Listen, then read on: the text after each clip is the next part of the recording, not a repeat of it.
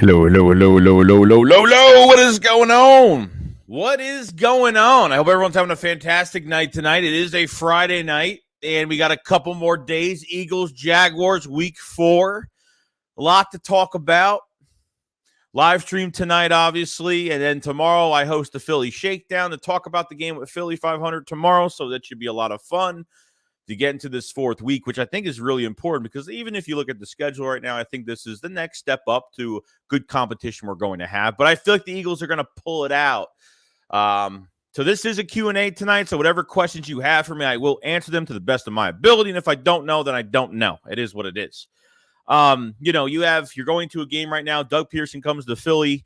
Unfortunately, I mean, look, this isn't the same Jags team we have faced in the past. Trevor Lawrence finally has weapons the first year of his career. I mean, at least the first time in his career with Zay Jones, Marvin Jones. You got Christian Kirk. That's become a pretty good number one for them so far.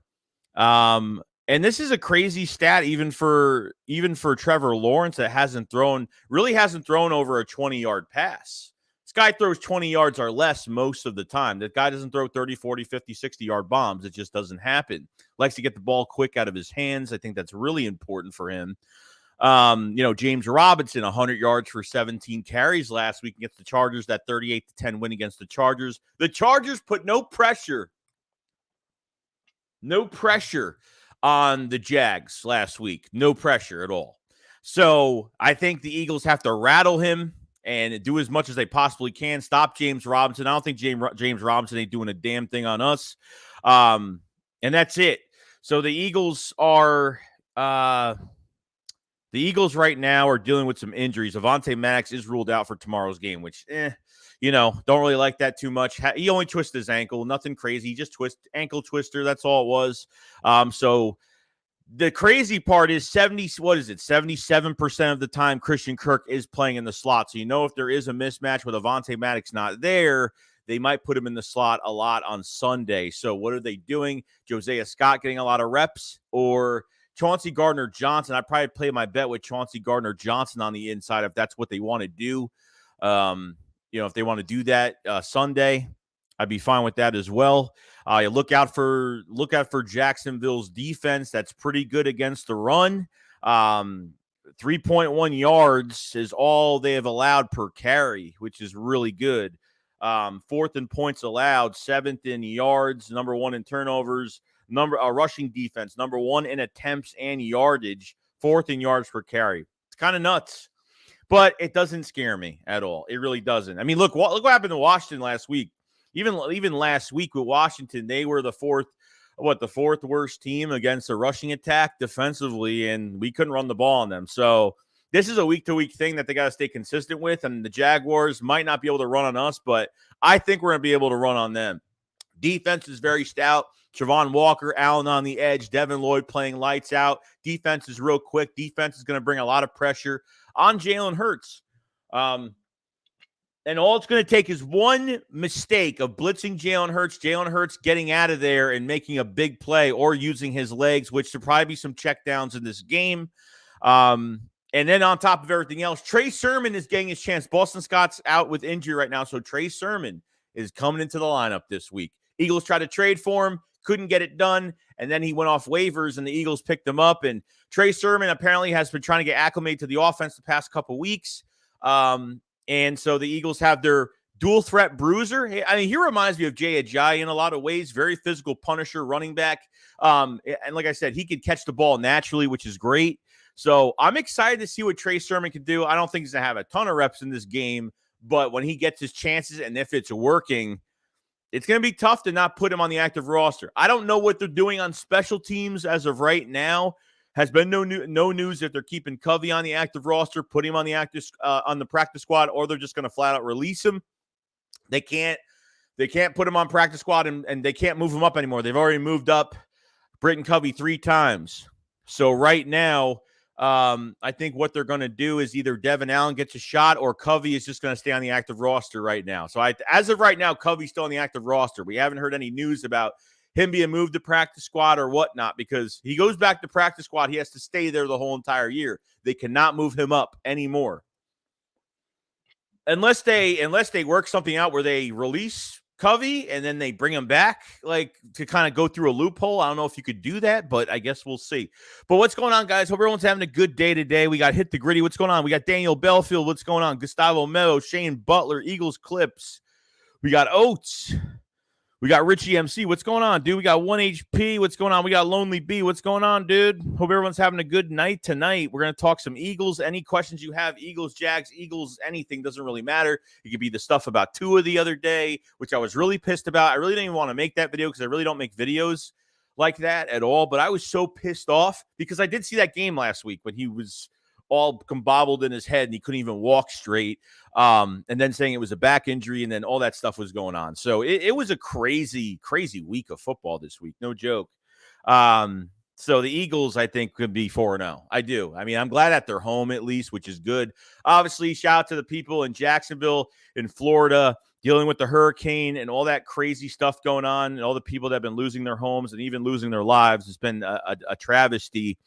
And now the storm is in South Carolina, mostly in Charleston right now. So, I want to say, I apologize and prayers up to all the families that are dealing with that crap down there. And hopefully everyone's making it out of there safe. So that's what I want to say about that because that's been going around like crazy. But other than that, I'm ready for some football Sunday. I'm ready. I'm ready to become 4-0 and get this thing going.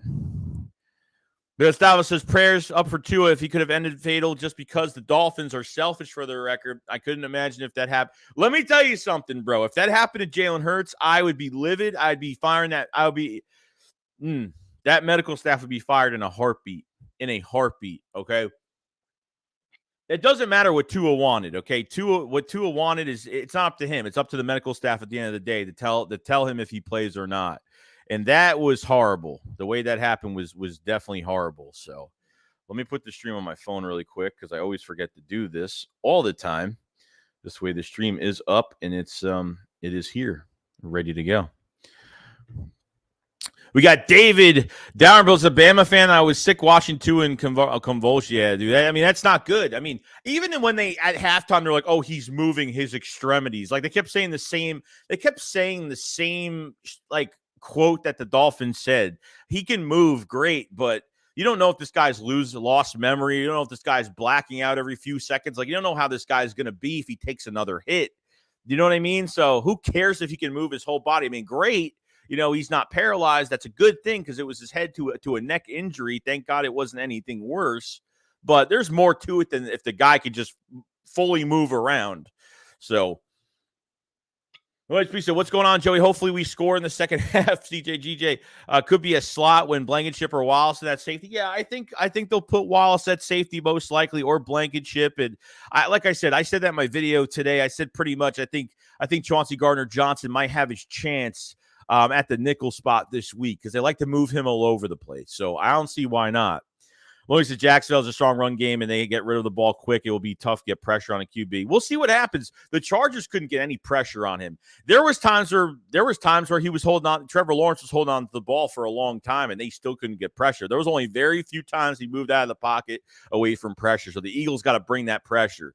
TJ Edwards. Oh, those linebackers that are playing at a high level right now, TJ Edwards, Kaiser White, are playing fantastic right now, especially TJ Edwards, man. If I'm going to give someone an extension, he's having a Pro Bowl caliber season right now, which is absolutely insane. Brian says, hope we stay healthy. What up, Joey? What's going on, Brian? Yeah, I hope we stay healthy too, dude. That's all that matters. Like, we got a couple injuries, going into our fourth week. So, and nothing crazy. I think Boston Scott will be back.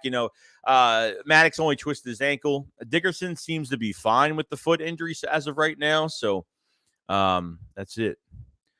David says we should whip Jax. Brian said, I agree with your anger. Eagles Clip says, I couldn't imagine what Tua was going through concussions or no joke. They're not. Oh, so they say it has 50% chance for rain. Joey may try and pound it. Yeah, I mean, look, if it rains, I heard the weather's not going to be good Saturday and Sunday. So if it does rain, I feel like, they will try to, they could pound it down their throats. Pause. You know what I mean? And do that. You know what I mean? So I think that's the game plan. Because it's going to be slippery out there and they won't play the same when it's like that in the rain. So. Greg said, I want to see Trey Sermon. We need a power running back, short yardage specialist. That's what we need, man. Even some of these plays we had last week, which I didn't like the end around with Zach Pascal. You know, I understand they're not running up the middle, but you have a good offensive line on goal line. I'm not saying you have to do a QB sneak it every single time on third and short, fourth and short yardage, whatever. But I didn't like that play at all. I understand it was one play, but they could have did something else. But Dale Turner says, if CJG plays in the slot, who's going to play over the top with Epps? Please don't say why. It's going to have to be Wallace or Blankenship. I mean, it's going to have to be. You know what I mean? If the Eagles get pressure, we won't have to worry about these, our safeties won't have to do much. You know what I mean? If we get pressure on Trevor Lawrence, he's been a little too comfortable. He was sitting way too comfortable last week. The Eagles have got to put pressure on him. Nathan says, Jax Cabral to Bird, surprisingly. T-Law hitting in stride. Sack, stingy, turnover, stingy, good run D should be a good one. Yeah, I think it's going to be really good. Yo, Eagle Slayer, what's going on, dude? Richie says, Trey Sermon punt returner at OSU. Did he do special teams? I don't know. I actually have no idea. Big Z says, can't wait for this game. I'm going to do it, and it's going to be popping. Greg Miller says, I don't want Devonta playing on special teams. Yeah, that one I can't. I'm telling you right now. I don't know what the plan is. Britton Covey hasn't been released or anything like that or put on the practice squad or anything like that. So it looks like Covey so far. I mean, we'll probably find out tomorrow what's happening with Covey. But if Covey is still here, Devontae Smith will be in situational punt returns, which not a big fan of because I don't care. Any late hit could happen on him. And on a defenseless guy defenseless player trying to catch a punt. It's going to be a nightmare. And I hope it doesn't become one.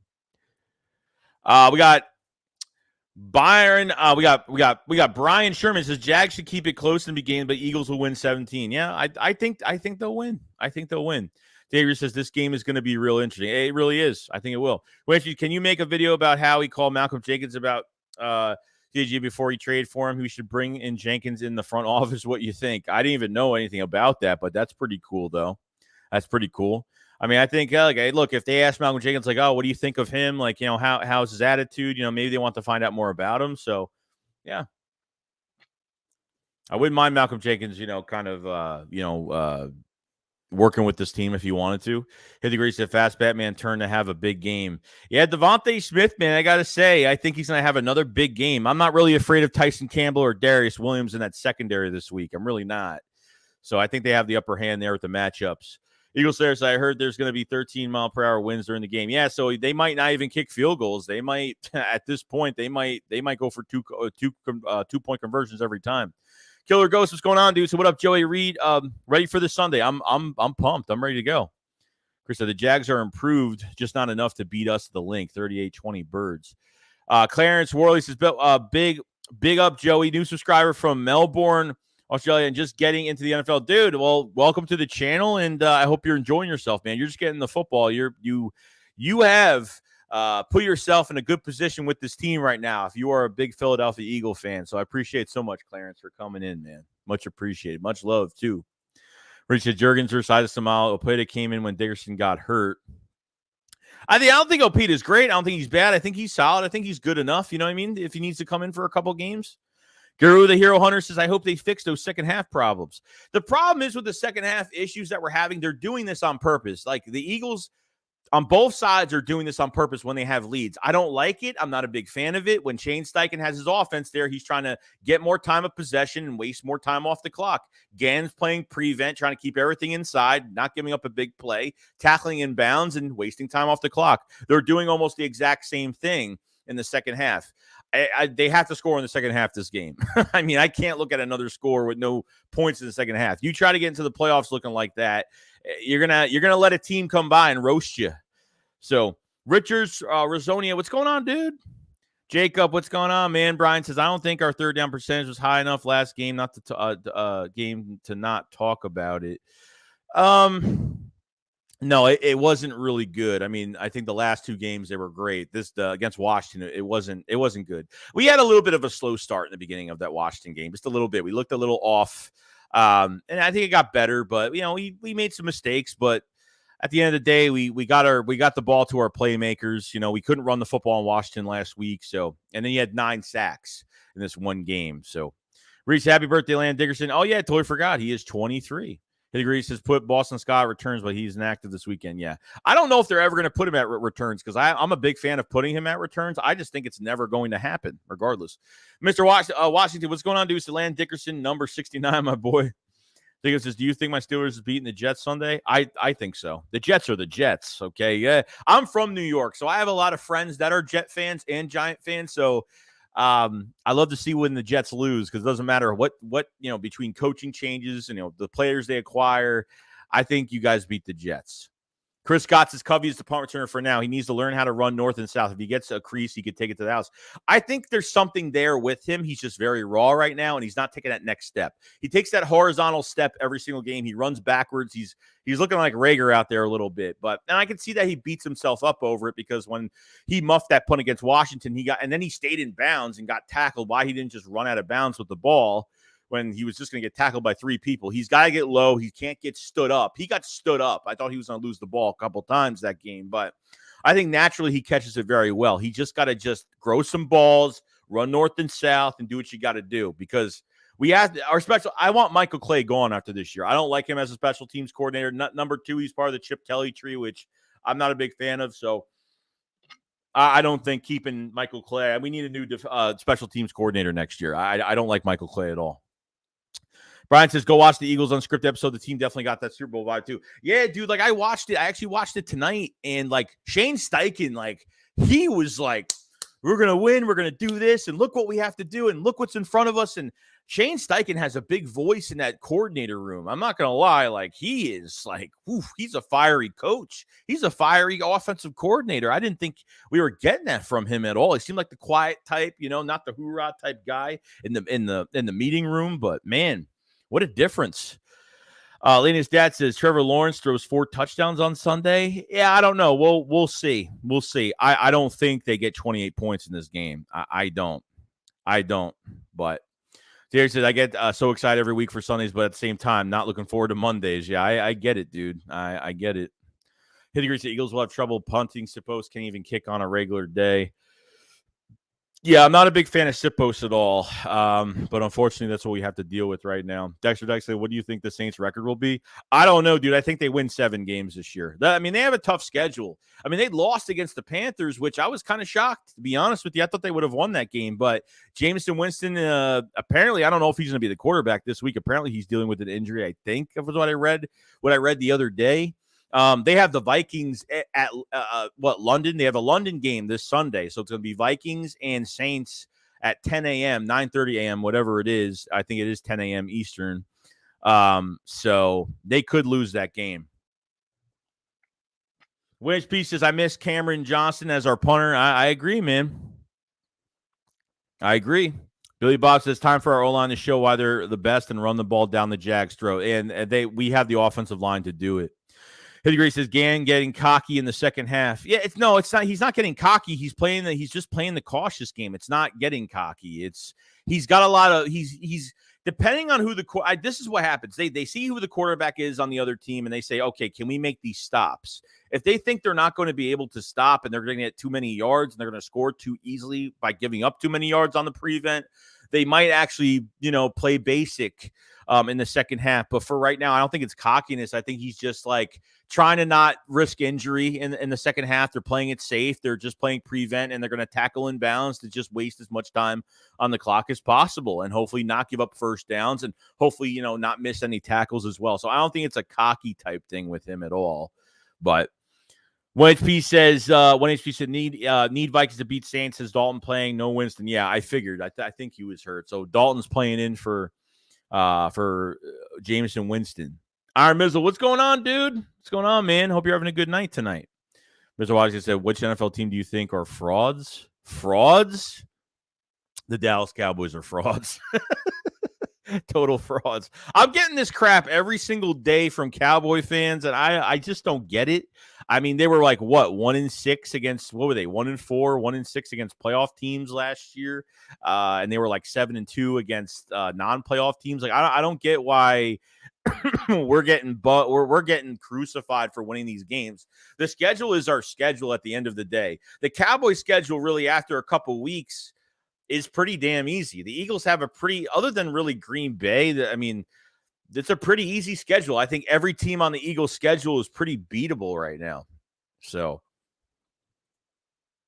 we got Jigsaw Phillies. I knew Gam wouldn't get together in a year or two, but I feel like our defense is going to be special when the players learn how to play with each other. I don't think that's the case. I think it's really Gannon that's holding these players back in the second half. I mean, that's really it. I mean, they're going to give up a lot of yards in the second half because if they don't have a lead, then yeah, you're not going to be playing it safe anymore. Now, I'm hoping not, Oates says why the Jets have been so bad in their history. I'm telling you, it's the curse, man. It's I live in New York. I know the history. Like ever since Joe Namath won a Super Bowl, like that team has been cursed. Like that was the only Super Bowl that they were going. That was the only late Super Bowl that they were going to win. So Sam Fleming, what's going on, dude? He said just getting in. It's looking like this game could be a soggy mess. Can't see us throwing much in that environment. Expect Hurts and Sanders to have a big game if that's the case. Yeah, we'll see. We'll see. Jigsaw said, plus the worst defense I've seen under Billy Day. Well, yeah, Billy Day. I mean, our defense never got rest off the field. I mean, they were in. I mean, the health of these players, they had. Look, the good thing about Chip Kelly, the only thing about that era that's really good is that the sports science was fantastic. He knew the sports science to keep these guys hydrated, to keep these guys not from getting injured. This probably one of the most unlikely teams to get injured under Chip Kelly because of the sports science. So, Paulie says, Joey, who are more obnoxious, Giants fans? I say, Cowboy fans by a long shot. Cowboy fans. The Giant fans are, barely say a damn word. Barely. Kayvon Thompson says, Joe, Isaiah Scott revenge game. Don't sleep on him. Yeah, there's been a lot of Eagles fans talking about Isaiah Scott, but do they trust him to carry the whole load in the nickel if they're going to line? If Christian Kirk is lining up in the slot 77% of the time, it might be an issue. So we'll see. Kate Curry says, let me be the special teams coordinator. I would motivate Darren Sproles to come back out of retirement. Well, he said 30 straight weeks. Players from our Eagles, one player of the week. Fletcher Cox going to have a big game, and A.J. Brown scored 2 touchdowns since he a newborn baby. Look at Slade, caught 2 interceptions last year. Yeah, dude, it might be. I think it could be Smith, could be AJ. It could be A.J. Brown. Quez Watkins is a big underdog in this offense. Jay Davis says, Jags fans so confident. They say East win. Yeah, well, we'll see about that. An easy win, we'll find out. We'll find out about that. We need to start thinking that teams need to watch out for us. That's what we need to start thinking. We got to start thinking that way now. Oh, it says, Joey, I'm ordering pizzas and wings for the game. Going to be good. You ordering anything tasty? Nah, man, because I'm streaming the whole game, so I usually eat before, but probably not ordering anything. I eat maybe a sandwich or something like that. Nothing crazy. Because it's a really busy day. It's like 3 streams in one day, so it's pretty nuts. Mr. Washington says, yo, I'm going to order the honey turkey on Sunday for Skinny Batman. Bain says, I would like to see us see the Saints get a top 5 draft pick next year so Eagles can try to get Will Anderson. Yeah, Will Anderson might be. It's going to be tough to get him, but I think he might be gone. Christopher J says, what roster is better? This roster or 2017? I think the Eagles have a better offensive line. I think the running backs in 17 were a little bit better. They were more proven, and I just think they're just a little bit better in 17. Especially we kept 4 on the roster every single game. I think the receivers are a mile better. I think the corners are better on our roster. I think the linebackers are better on our roster. Safeties, I'd probably say because Malcolm Jenkins was more valuable because he moved around the field and really bandaged up our defense when we didn't have the best corners in Jalen Mills and Ronald Darby, but that pressure was fantastic. Our D-line from 17, definitely a lot better as of right now. It's very early. We're going to our 4th game right now. So, we had a 9-sack game on Carson Wentz, which, they're never going to get a 9-sack game ever again. They're never going to get that ever again. They could, but I'm not promising that, we're going to see how this pass rush is going to be if these guys can get sacks. You know what I mean? So hopefully it gets better. The 9 sacks was just insane. I didn't expect, I said 3 to 5. I said 3 to 5 sacks and it went for the 9 sacks, which is nuts. So we got a super chat from Alexander Onkos. What's going on, man? He says, you think we get a D-end? I know we always think of someone and then get someone else. Yeah, so far with the free agent defensive ends right now, you got Everson Griffin still available. I don't like there's a few free agents. JPP signed with the Ravens, so you have Everson Griffin still out there. Everson Griffin and D Ford are probably my top 2 defensive ends. And free agency. If you want to trade, you go for Robert Quinn, which I would love to do a Robert Quinn trade with the Bears, but Unfortunately, I don't know how much it's going to cost to get him, and I don't think Howie Roseman wants to really trade away any picks. So we'll find out when the time comes. It might be now, it might be next week, it might be probably if they maybe they're waiting to add somebody by like literally week 9 of the trade deadline. So I don't know when it's going to happen. It can really happen at any time, but I think they need some extra help. Patrick Johnson that's at defensive end right now since Derek Barnett has the ACL, and on top of everything else, they got the guy from the Vikings, Janarius Robinson, and he hasn't played a snap yet, and he's on the practice squad for the Eagles. So I think due time they will add one. If Howie thinks we can contend this year and we're looking good for a playoff spot, I think they add another defensive lineman. Thank you for the super chat, by the way, Alexander. Much appreciated. WHP says Brandon Graham said there's more talent than 2007. Hey, I believe him, dude. I think theoretically there is more talent on this team than 2017. If you want to bring percentages up, I think that is true. Bud says, "Yo, Joey, what's up, Eagles Nation? Should be a moment of silence for Dougie P, but where is Deion Kane? I don't know. Yeah. Dougie P is going to have an emotional time in Philadelphia, but now I'm ready to beat him and his Jaguars team. I mean, what a difference that he made for that team this year. I got to say, man, what a huge difference Doug makes when he becomes the head coach. Really turned that team around, becoming a resilient, fighting type team. So." Bryce says, "Yo, what's going on, Bryce Black?" Lonely says, "The problem is that so far our best power run game has been Jalen Hurts. We need a running back to step up." Yeah, Trey Sermon is definitely going to be all eyes on him this game. Julian Lazada says, "Do you think the Jags could?" I don't know what that says. One HP says, "We should get Damian Harris, Josh Jacobs, or Kareem Hunt." Yeah, we'd have to trade for them. It really depends on what those teams want. Depends. Like so far from what I heard from Adam Kaplan is that the Eagles are trying not to trade for a running back right now. But who knows? If they make a phone call, I'm not saying they've never made a phone call. Alexander Mattison, I would have loved him from the Vikings because I love Alexander Mattison. I think he's a nice 1-2 punch with Dalvin Cook. Madison's I think you'd thrive here. I would get Madison over Kareem Hunt, to be honest with you, but I do like Kareem Hunt as well. Sam says Trey Sermon might be that guy. He hasn't gotten that much of a chance before now, and with Scott out, he's the only power back we have on our roster. Yeah, that's pretty much it.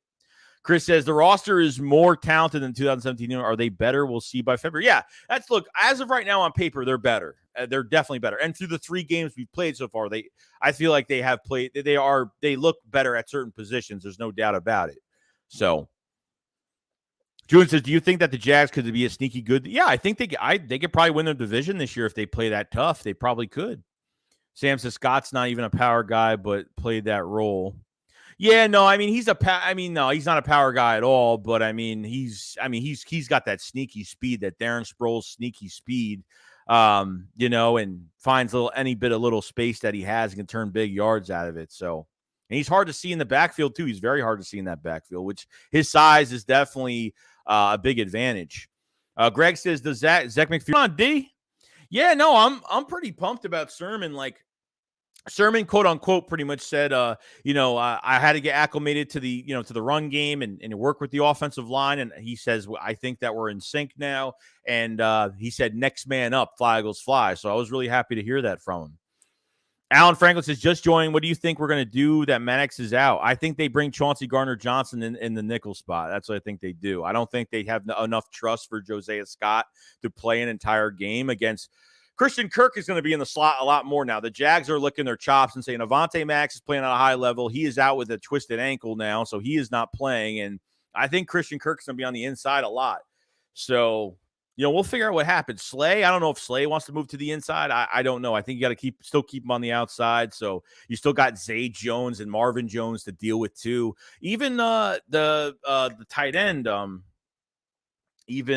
Ingram as well. And Evan Ingram is pretty, it's not a great, with the Giants, he wasn't that great, but so far with the Jags, he's been pretty productive here and there. He catches some balls when he has to. So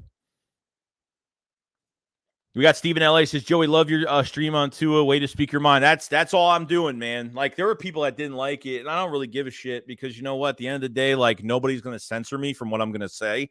We live in a world where we're not, there's people that are afraid to say certain things. And you can't live that way. And, I'm going to speak my mind on what I want to speak my mind on. And it's pure emotion from this channel. So that's what it's all about, bro. Which is I like to thank the Vikings for Marcus Epps. Yeah, right? Dude, Marcus Epps playing so good. Wow. God, look, I wasn't a Marcus Epps fan before last year. I hated Marcus Epps. But, man, I had to give him his dues and his respect last year, what he did. Jesse Bell says, Shakes, did you find it odd that Dougie P never saw the statue? I mean, it's amazing what a few years does the franchise you dig. I don't think it's weird, but, I mean, he's with the Jaguars now. He's not going to go out of his way and when he's on another team and go visit Philadelphia and look at the statue and get all his emotions up with that Super Bowl statue. I think he's just trying to be a coach for his team, and I think it's a bad look for, I mean, look, I don't mind if he did it, then whatever, but, I mean, I think to the Jaguars' perspective, if he did that, it wouldn't be a good look for him, all his 100% focus is with the Jacksonville Jaguars right now. So, Lily B says Vegas has the Eagles favored in every game the rest of the season. I don't doubt it, dude. I don't doubt it. Judson says, I think Nam Hines would be a sneaky good pickup. Habib215 says, who plays for Avonte Max? I'm thinking Chauncey Gardner-Johnson, man. I don't think Josiah Scott gets that. I don't think he gets to start. John Cruz, do you think C.J. Gardner-Johnson is going to move to the slot and have Kevon Wallace? Yeah, probably. Most likely, probably what's going to happen. Give Kevon Wallace a chance. You know what I mean? Give him a chance. He's got good pieces around him right now, so maybe Kevon Wallace plays better as more of a role-playing safety, kind of what Marcus Epps was 2 years ago as a number 3 type safety. That's a more of a role-playing guy. So Chris says Jack McPherson probably plays some slot with CJ going back to safety at times. Sunday's game, I think it's all about matchups. You'll see Wallace safety. Yeah, and it might depend on where Kirk is on the field too. So we'll see. Jesse Bo says, Shakes, how many people are actually still there in the 2017 Super Bowl season? Like less than 5 players? Kelsey, Lane Johnson, Barnett. Kelsey, Lane Johnson, Barnett, Cox. I think that's it. 4? Am I missing one? I think it's 4. 4 trench guys. I mean, I think that's it. Billy Bob said, would it be amazing if the Saints pick ended up in a top 5? Yeah, that would be great. That would be fantastic. I think the Saints, it could be a top 10, could be a top 15, or if they play more than well, it could be a top 15 to 23 pick. So we'll see what happens. Philly 0224 says, who plays safety if CJ moves to the slot? It's going to be Blankenship or most likely Kevon Wallace, and they could be moving guys around. So Sam says, yeah, Gardner in the slot and Kevon safety seems to be the play there. Winchby says, need to see more Grant Calcaterra. I can see Sermon having a good game. Oklahoma connection. Yeah, Calcaterra, man, that game coming out of that Washington game in the second half really shocked me. I mean, it shocked me when they just threw a pass to him, and I was like, is that Grant Calcaterra? I flipped out over that. I mean, he's got a lot of speed for a tight end. I mean, I was just seeing him go up the field like it was nothing. I mean, that's why I don't know. He was hurt since July 30th. He was hurt throughout almost all of training camp, and he got into that 3rd preseason game, caught a couple catches, but I didn't think it was going to be enough. But they kept him for a reason, for some odd reason. Like I said, like you said, it's another Jalen Hurts connection. He's played with Trey Sermon. He's played with Grant Calcaterra when he was at Oklahoma before he transferred to SMU after those concussions. So Eddie Price says Jags going down. Bill Hope says, I got a feeling this is going to be a low-scoring game, especially with the weather, and will come down to special teams and ours blows. Yeah, it's not good. Anime Black Live, what's going on, dude? G.G. Garner was considered the best nickel in football last year. Slide him into that slot nickel package. Totally agree. He played more nickel than safety. Okay, and then the big part of when they traded him here, well, he plays more nickel than safety. He played less safety in his career, so this could be, him practicing in the nickel this week could make a lot of sense for this team. So we'll see. Brian Donahue says that does feel so surreal. Kind of actually weird getting all this attention. Love, so used to being underdogs. I know. But the times are changing, Brian. The times are changing with Philadelphia and what we're going to do. This team is starting to become dangerous. This team is starting to get recognized because Jalen Hurts is leading a pack of dogs right now. Jalen Hurts being so tough, being so just the mentality of his work ethic, and even when he scores touchdowns, he's not over celebrating. This man is not finished with the game until he's finished to celebrate. Okay, I've never seen a quarterback like this in years. Even Donovan McNabb was not even like this. There were times where, yeah, he was a hoorah type guy, but at the same time, there were some, little things about McNabb I didn't like, but Day Tran says, just joined. Do you think Miles Sanders will have an overall good season? I think he will. I think he's having a good year right now. When what's given to him right now, they've been giving him the ball a good amount, so I think he will have a good year. Chris says, Jesse Bowe, next Kelsey Johnson, Samalo Cox, Graham Elliott were part. Oh, yeah, so I totally forgot about Jake Elliott. Samalo was here? Was he here? Who was a backup at that point? Yeah, I think it was a backup to Wisniewski, right? Was he Wisniewski's backup? I think. Wednesday says Kavan should be a safety since him and Lawrence were the same college together. Clarence Worley says that was really good. That was really sad seeing Tua like that. Yeah, it was horrible. It was horrible. We moved down the chat a little bit. Yo, Nina Allison, what's going on? I hope you're having a fantastic night. Thank you so much for coming in. Boston Scott too. Why am I having a brain fart? Yeah, Boston Scott was here as well. Steven says, got to keep Hurts upright. Totally agree. Chubb says, bro, what happened to Maddox? He just twisted his ankle. It's a twisted ankle. That's all it is. It's nothing crazy. It's nothing serious. Brandon Howard said, oh, wait, never mind. I'm confusing Scott and Clement. Jay Tran says, do you think Jordan Davis will have a bigger role midseason as well as Nakobe Dean? Nakobe Dean probably won't because what he has in front of him right now is working. And I think he'll get his time. He'll get his chances, but right now they're working with the hot hand of linebackers that's in front of Nakobe Dean right now. The Eagles are stacked at linebacker right now. Nakobe Dean's waiting in the green room right now to get his chance, and that's the way that's going to go. Jordan Davis is going to clog the hole. What do you have, like 4? I think out of 14 pass rushes against Washington, he had like 4 pressures on Carson Wentz, so didn't do a bad job, but I think he'll just get better over time. And plus, Fletcher Cox is playing in front of him, so not going to get many snaps in a lot of games this year. It's just not going to happen. And has to work on, obviously, there's a factor when it comes to his conditioning, because I feel like even we're facing Kyler Murray the week after this week, which is going to make me a little nervous because the guy can extend plays for 10 minutes, and I feel like this defensive line's going to get tired if they let him extend too many plays. So Sam said, Hurts is breeding a mentality, a culture, a relentlessness, and a high work ethic. This will echo through the team for years. I totally agree, man. AT says, Scott didn't score a touchdown. That was Corey Clement. Oates says, I read that Jalen Hurts gets up at 4 a.m., works all day, every day, even at practice at 8 p.m. Someone asked him, are you going to go to the locker room? He said, no, I got to ride the bike and go to the gym. Yeah, it's sad. It's how he works, man. It's how he works. Chris said, no, Scott didn't catch a touchdown. It was Clement. Yeah, in the Super Bowl, that was Clement. That wasn't Scott. So I would say, a few thoughts. I still love Covey, but just block for once on special teams for him. Grant C looks smooth out there. Can't wait to see some snaps for Reed B. Yeah, Reed Blankenship really popped out a little bit, not just special teams, but playing safety as well. Another physical type guy at safety, which I really like. Greg Miller, what's going on? He says, does Howie make any more trades before the trade deadline November 1st? Look, I think it's going to be for depth. I think he'll make a depth signing somewhere this year if somebody's available. I think he'll make a depth signing. It could be defensive line. It could be anything like that. It could be a returner. It could be someone for special teams. I don't know what's going to happen, but I think they're going to try to trade Andre Dillard, and I think they're going to try to go after a defensive end. If this team is contending this year, they will go after a defensive end most likely. Brandon Howard says they're similar. I totally forgot with Clement. Isaiah says Davis is more important. Dean might not get playing time for a while. Yeah, probably not. And it's not because they think he's horrible. It's not for that reason.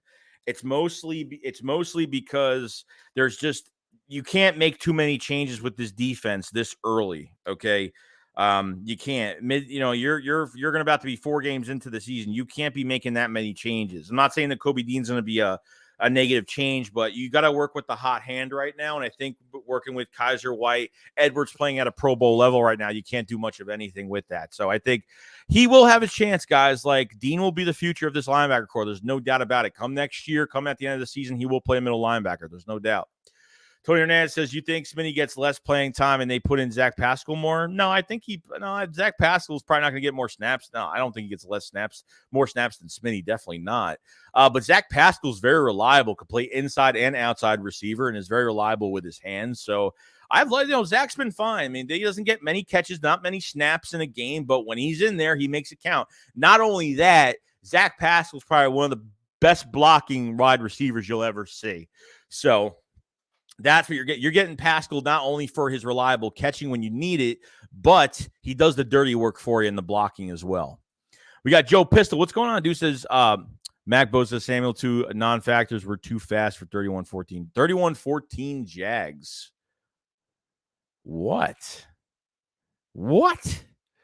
I don't know, man. I don't know about that. She said, Sherman has our 53-man roster just been inactive. Daly Turner says, who would have thought that the Eagles out of all teams would be stacked at the linebacker position? Dude, I think the starting of that whole entire thing with the linebacker spot, once Baby Arm Singleton was released, I knew after that they were going to try to make a change at linebacker. Right after Singleton went to Denver, that was it. After Singleton was released, they were definitely trying to have a, do something with him. I try to increase this position, and I think they did it. So night and day linebacker core, there's no doubt.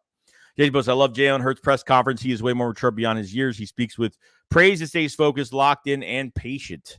Yeah, it's when I watched that unscripted tonight, and I was like, wow, like Jalen Hurts has these guys focused, and it's overwhelming how strong he is, and how, man, like the mentality is just, and they all listen when he speaks. Like it's just insane. DSK, what up, Joey? Do you think if CJ Gardner-Johnson came down to nickel spot versus Jags, it'll be possible to trade Andre Dillard? Yeah, I don't know if they're going to be into getting another safety this year. Not really sure. I would probably say no, but anything can happen. Chubb says, pay Jalen. We'll see. We're going to our 4th game. I mean, when I saw that he was NFC Player of the Month, I was like, man. Like, am I actually seeing this right now? Jalen Hurts is NFC Player of the Month. This is what I thought before the season. I thought Jalen Hurts was going to have a good year this year. But how he's playing right now, especially how it started beginning of the season, like how he's playing right now, I didn't think it was going to happen like in the beginning. I thought like towards the middle of the season he would have been playing at this level. But holy shit, guys! Like, I'm loving it. Kyle Kramer says, Joey, I'm assuming that you were just not cool with DJX returning kicks, but you actually loved him in that role. So then why are you so against Smitty doing it? He's about the same size as Deshaun.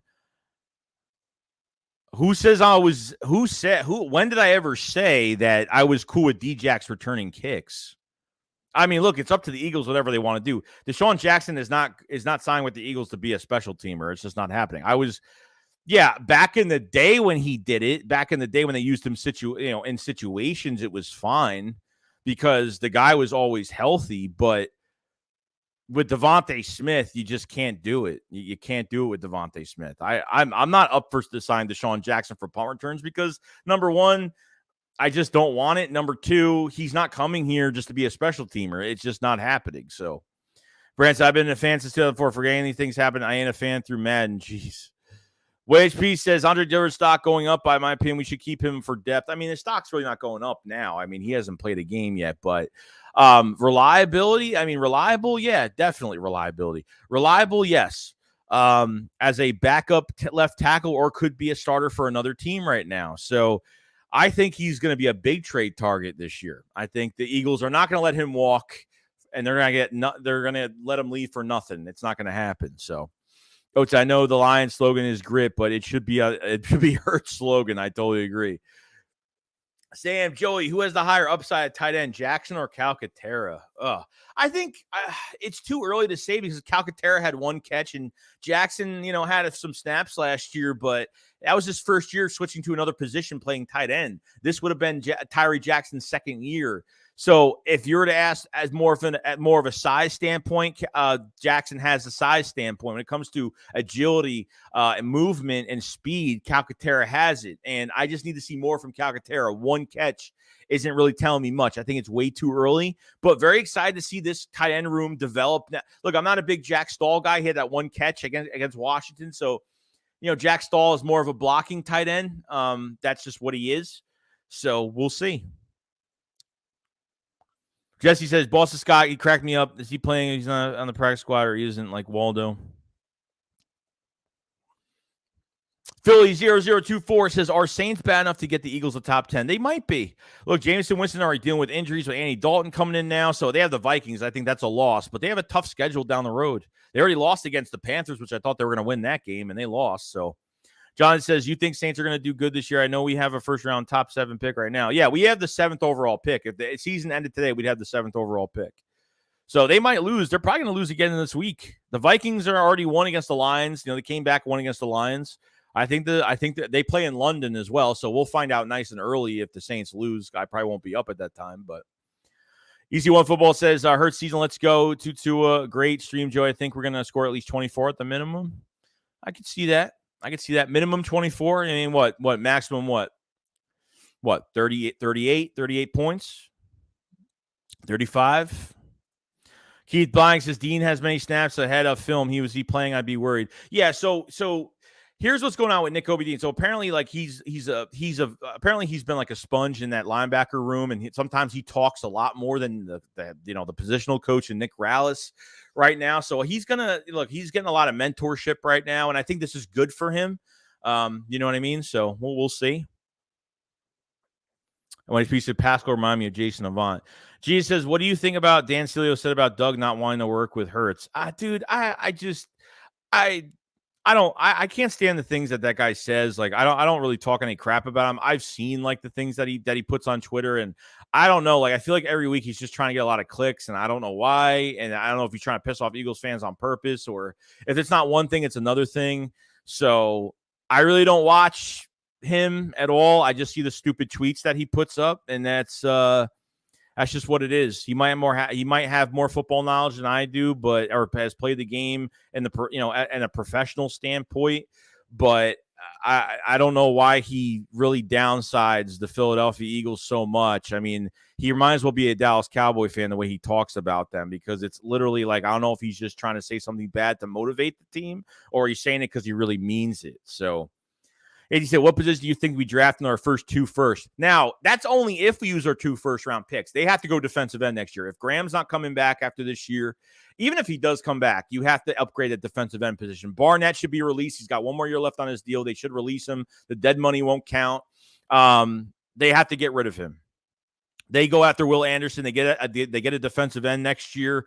And cornerback's going to be an interesting one. I don't know if that's going to be the case. But Bradbury's playing lights out right now. I don't think he's given up more than 30 yards in a game. I mean, that's how lights out he has been playing. So I don't know what's going to happen. But, I'd say if it was me, I think they draft somebody with that first-round pick. They trade back the other first-round pick, okay? They get a first-round pick for 24. And I think if you trade back that first-round pick and get a first-round pick for 2024, you're going to have 2 first-rounders and 2 second-rounders for 2024. No joke. Brand Howard says, Jags fans going to get a reality check. I don't know why they're being cocky, just beating. Look, at the end of the day, they beat a Super Bowl contender. But the Chargers didn't look good either. Like, Herbert didn't look good. The Chargers didn't look good. The pressure on Trevor Lawrence was really bad. I mean, they couldn't get pressure on him at all the whole entire game. And if that's all that Trevor Lawrence can do is throw 20-yard passes, because really at the end of the day, I'll read you the stat right now. Here's the stat, okay, from Trevor Lawrence. And shout out to Eagles Powerhouse for sending me this, because I'm glad I got this information. But this really, my butt cheeks tightened when I saw this. No joke. Trevor Lawrence completion chart. He is 68 of 77 passes traveled 19 yards or less. He is 6 of 77 passes traveled 20 to 29 yards. 2 of 77 passes traveled 30 to 39. 1 pass of 77 pass traveled 40 to 49 yards. This man does not throw anything over 20 yards. And I'm telling you right now, if he's trying to get the ball out quick, I am telling you, they have to give pressure on Trevor Lawrence. If he is inaccurate throwing deep, then I don't know. I don't know why he doesn't throw deep. He's got good receivers. I mean, Zay Jones is a nice number 3 for them. Marvin Jones is a good player. And Christian Kirk has acted pretty well as their number 1 guy. So it's looking at that, it doesn't look good for them. It doesn't look good for them right now. That's just me. I don't know. That's kind of, what do you guys think about those stats? What does that mean? So what does that mean? So if the quarterback's not throwing over 20 yards ever, he's thrown literally all 60 something, whatever it was I just read. He's thrown most of his passes at 20 yards, 19 to 20 yards. That's it. Keith says Eagles 24-17, a sloppy game. Witch King says dude said 31-14 Jags. Yeah, you guys don't know what you're messing with, dude. Like you don't even know what's. I'm not being cocky, but I'm telling you right now, like this team is just mentally right there, and this team is just a different breed right now. I'm sorry, but I can't see the Jaguars breaking the Eagles. Sorry, Doug Peterson, love you, but it's not happening. It's not. Brand says it's not a competition on who's been a fan longer. Every fan is a part of the fan. Yeah, of course. Of course, nobody should do that. There's fans that aren't look at all the extra news like, some of us do that have no life like I do because this is what I do on YouTube. So Shane says Jalen Hurts is 1 for 12 against playoff teams. Chill with the contract stuff. Steven says there is a nationwide love for the Eagles when even here in LA, best traveling fans. I totally agree. Even that crowd for the Chargers, like there was no crowd. There was Jags fans in California. There was Jags fans in Cali. Like the Charger fan base is horrible. They have like 40,000 fans. Like that's it. I don't think they have any more fans than that. HP says Tom Ugly was talking to Kelsey at the doctor's office. Ugly came from the Vikings of sports medicine. He was a staff of the year back in 19. East Camp for Life says 37-13. Now that sounds more realistic. That sounds more realistic. Jenny Bo says Kelsey podcast is legit. Oh, the New Heights. I love that podcast. You haven't checked out the New Heights podcast with Travis Kelsey and Jason? Love Travis Kelsey, by the way. I've never really listened to Travis Kelsey, but man, I like him as a person. He's a funny dude. I ain't gonna lie. Isaiah says, do you think Howie lets White walk or resign him? I think they're going to be choosing between. I don't think they're signing both TJ Edwards and Kaiser White. I think Edwards is going to get a monster extension. I do. Kaiser White might walk, or if he likes his team that much, he'll come back on a cheaper deal. But I think Kaiser White definitely walks. I think TJ Edwards is going to get that extension. I got a feeling. Bro. Brand says, I think we keep TJ and let White walk. Chris says, people don't realize how good we are. We're dominant on both sides of the ball. I agree. Keith Blank says, New Heights is awesome. Cosmo says, I'm not talking about signing Deshaun. I was just asking you why you're cool with him as a return back in the day, but now you're not cool with the similarity of Small Smitty. Well, because right now it's a different time right now because there's so many injuries. Like back then, like I've never seen so many injuries now in the new day of football right now than there is. And we can't afford to lose Devontae Smith at all. Not saying that nobody else could step up. Zach Pascal can go in there, but it will not be the same. The game plan will definitely change. With Deshaun Jackson back in the day, he did everything, but he stayed healthy while doing it. I'm not saying I don't trust Devontae Smith's health, but as of right now with the rules and what's going on and just the way the NFL is today, like I'd rather just not put him on special teams. I just rather not.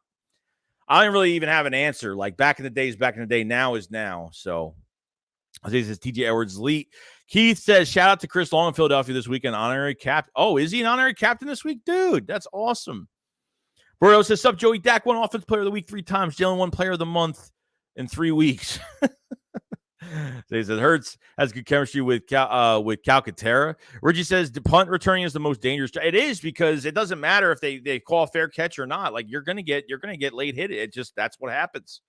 Brian says Goddard slipped a move with his hips. He's a stud. HP says they need to activate Devin Allen as a punt returner since he fast and Josh Huff wins some college. I need to see. I don't know. We're gonna find out tomorrow what they do with Britton Covey. We'll find out. I don't think Devontae Smith's taking over full-time punt returners. I think he's more of a situational punt returner if they need like guaranteed yards. And if Covey's here by Sunday and he's not doing anything, then they might put Smith into at least if just say we back the Jags into their end zone. They got a punt. And we'll get the ball on like our 40-yard line and get some yards across to their side. They might put in Smith for that reason, just to get some guaranteed yards if Covey is struggling. So Jose says we need to draft pass rusher and a running back next year. Round says fly, let's fly. My goodness sakes, let's come hang out with our boy Joey Shakes. How you doing, bro? I'm happy you're streaming tonight. Yeah, dude, we're streaming tonight, and we're hosting the Philly Shakedown tomorrow night. So there'll be a lot to talk about the next couple days, and 2 streams on Sunday, which is great. So. Philly 024. So if we do get a top 5-10 pick from the Saints, would you trade it for more future picks like we've been doing? I would trade it back. I really like I really do like the Eagles trading back those first-round picks to get more picks for the next year. If you trade back that first-round pick, one of them, into 24 and get a first-round pick for 24, you're going to have 2 first-rounders and 2 second-rounders for 24. Like, would that be friggin' cool? Sloppy Joe, Sloppy Show said, I mean, Winston, Michael Thomas, their starting center is out. Never like cheering injuries, but that definitely helps the Vikings a lot. Oh, no, there's no doubt about it. I think even with them in, I think the Vikings still win regardless. Keith, oh, yeah, baby, we're going to get the top 10 from New Orleans, trade it for a bounty. EC1 Football says, love the locker room, Joey, young talent. I totally agree. Sam says, I can't get on the Hurt season bandwagon as I think it should be a Bird season bandwagon. We are amped. We were amped coming in, and even more so now. It's not just one guy fueling this. It's Bird season. Yeah, I totally agree. Like, it's not just Jalen Hurts. It's obviously it's defensive players. It's the defense. It's every player. But obviously, your quarterback is the most important position. He leads by example, and he gets the guys prepared. You know, he gets the guys riled up every single week, and what he says and what players are gravitating towards him, and how many players believe in him and want to play for Jalen Hurts, play with Jalen Hurts. Jalen Hurts definitely makes a huge difference. There's no doubt, but it is a team game, so it is true. Comments that Dean will probably be a starter next year. Yeah, probably. James says, how did you feel about the Miami Dolphins Tua? I hate it. I absolutely hated it. From what he looked like last year, and last game, with not being able to walk after that concussion and saying it was a back injury, and I don't know who's letting him slide the play. I think they got greedy because they're 3-0. They were 3-0 at the time, and they're like, oh, well, let's just let him play Thursday. He'll have an extra few days to rest. Blah blah blah. And unfortunately, he's paying for it now. So.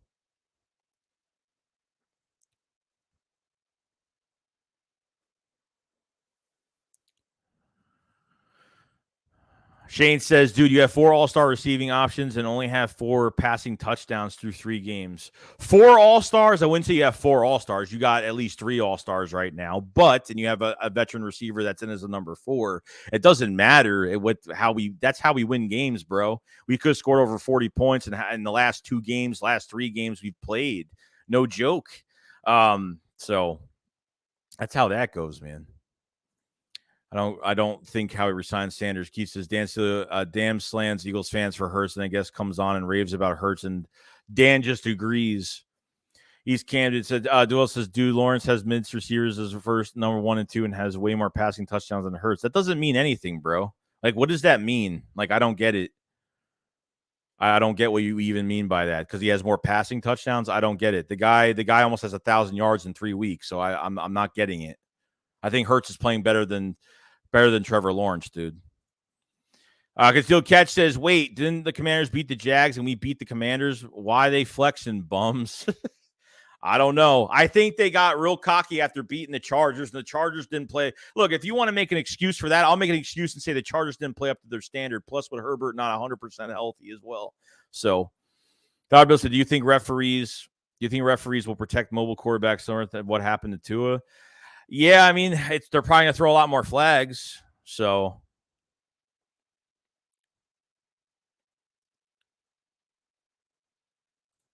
Keith says, hey, quick question, Hurts or Tua? Hurts or Tua? Hurts, bro. What do you mean Hurts or Tua, bro?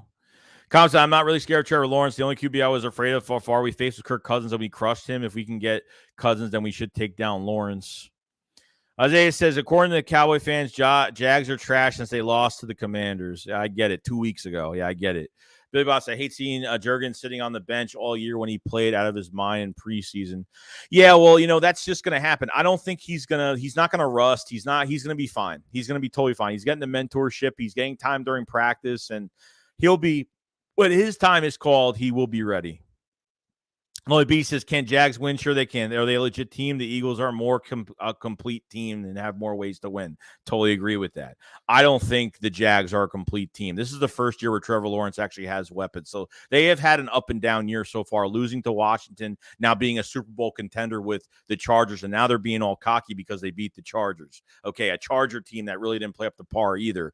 Sorry to say, but they really didn't. So we'll see. Brian said it's a new QB-friendly offense. We will tear them apart. Stephen L.A. says Chargers were not the Chargers that played the Eagles last year. I mean, look, I think they have a better roster this year regardless. I mean, they have a monster defense this year, and they couldn't get pressure on the Jags whatsoever. So Folks, how do you think the rain will affect our game? It will. It'll affect kicking. It'll affect throwing the football. So, yeah, it's definitely going to affect it a lot. So, Eagles need to take advantage in some situations where these weather-type games are going to – it might make this game close because of the weather. So, who knows? Johnny Cruz says, we got to play man. Hopefully, Gann calls good plays. I think he will. EC wants the Jags fans. Look at them Commanders fans. They're going to be like this Sunday. Oh, it says we ain't winning with the best weapons out on the injury list. Chris says Jags fans are in for a rude awakening. It could get ugly and not from the weather. I agree. Greg said Chargers losing Rashawn Slater to this year is a huge loss for the Chargers. Yeah, they lost all. I think didn't they lose someone defensively as well? Comment says I really like that Kelsey pocket. It's really interesting hearing inside of what playing in the NFL. I also wish we drafted Travis Kelce at the time. Talks to Jags only giving up 2 sacks in 3 games. Duval says, tell me how Lawrence has way more passing touchdowns than Jalen Hurts, and Lawrence has way worse receivers than Lyman. What are you talking about, dude? What are you talking about? Who says Lawrence has bad receivers this year? Are you trying to say your receivers are worse than the Eagles? Like, I think they have better receivers, but you guys still have good receivers. Like Christian Kirk, Zay Jones, and Marvin Jones are good receivers. What are you talking about? What are you talking about, bro? So you haven't even faced the Eagles yet, bro. You don't even know what's going to happen, bro. Don't talk about your linemen, bro. You don't even know what's happening to you Sunday. I'm telling you right now, you have no idea. He said, okay, Jags have 250 yards passing Washington, Indy, and the Chargers depending on whether this could be a feast for Hurts. Brian says, got to remember signing Jalen's going to limit where we bring back. Choices will be tough. Yeah, I get it, but Howie knows how to work the cap, so. Duval says, you guys haven't beat anybody. Hey, who'd you lose to, bro? You lost to Washington, dude. Come on now. You can't look if you won against Washington and the Chargers, then I'd say okay, pretty good so far in a few games, but you lost against Washington. So it's telling me that the Chargers didn't play up to par against you guys. That's just the way it is, man. You're gonna go home crying Sunday. I'm telling you, you're gonna go home crying on Sunday. It ain't gonna be a joke, man. I don't know how cocky you could be, bro. You get a head coach in Doug Pearson. You better hope he doesn't screw anything up over there. I'm telling you, or ruin that quarterback of yours. That's all I gotta say, man. That's all I gotta say. Jalen Hurts played horrible last year. Jalen Hurts didn't have a good year last year. I don't think he had a great year last year. I think he had a progressing year, but it wasn't a fantastic year last year. He had more rushing yards than his whole running back core.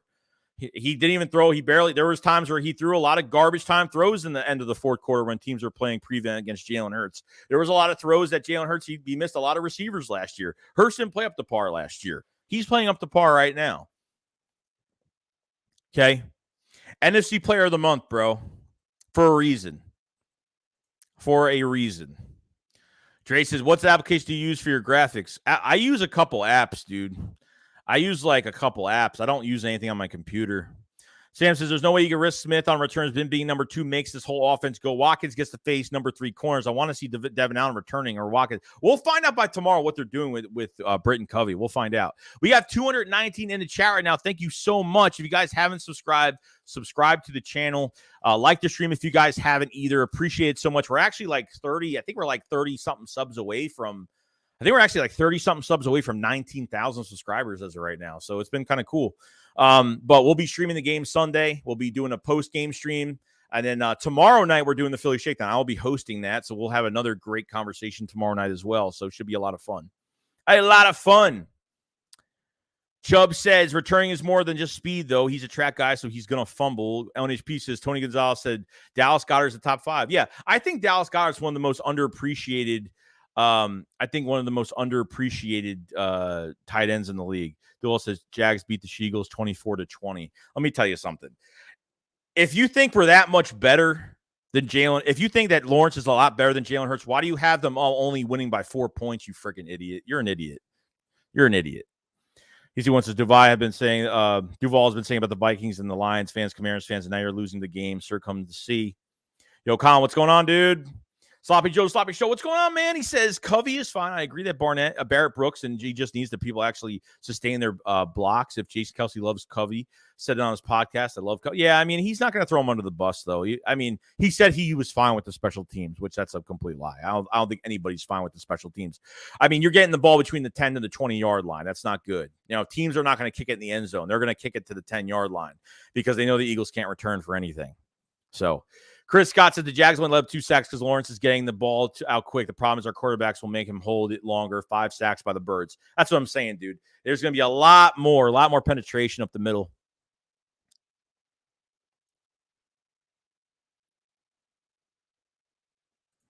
Jalen Hurts has the best receivers in the league and barely throws 1 touchdown a game. What a waste. Lawrence has more. What are you talking about, dude? He's thrown more than 1 touchdown a game, dude. Get it, dude. Just leave. Just leave. You're an idiot. You're an idiot. That kid's an idiot. That kid is the biggest idiot. Hurts just 3 touchdowns in 1 quarter last week.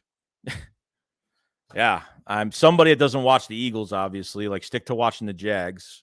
So, Zaya says Hurts doesn't need to throw, only touchdowns when we have the great run game. And we cry. You see when Jags fans talking, they win Super Bowl winners. That's wrong, bro. That's totally wrong. That's wrong. That's wrong. Dude, check out the stats again, bro. That's totally wrong. Duval, glad you think so highly of us, buddy. Rollins says, if Edwards is our middle linebacker of the future, what the hell we're going to do with this Dean? Dean's just going to play next year, dude. We're playing with a hot hand at linebacker right now. Andrew says that the Eagles could get a defensive end with New Orleans pick and elite cornerback with their second first rounder like Joey Porter or Christian Gonzalez. They trade their second for Bates and D is elite. Yeah, I don't think they trade. I mean, obviously, I don't think they trade for Bates, but I think they trade back one of these picks. I don't know what's going to happen. Like, depending on who they re-sign, who leaves, it just really depends on what they do. Christine said, I'm all in on Garner as slot, but I don't know if I could trust Kavan or anything else at safety. Easy one says, well, at least to beat Commanders. You lost to that T-Law blows backup at minimum.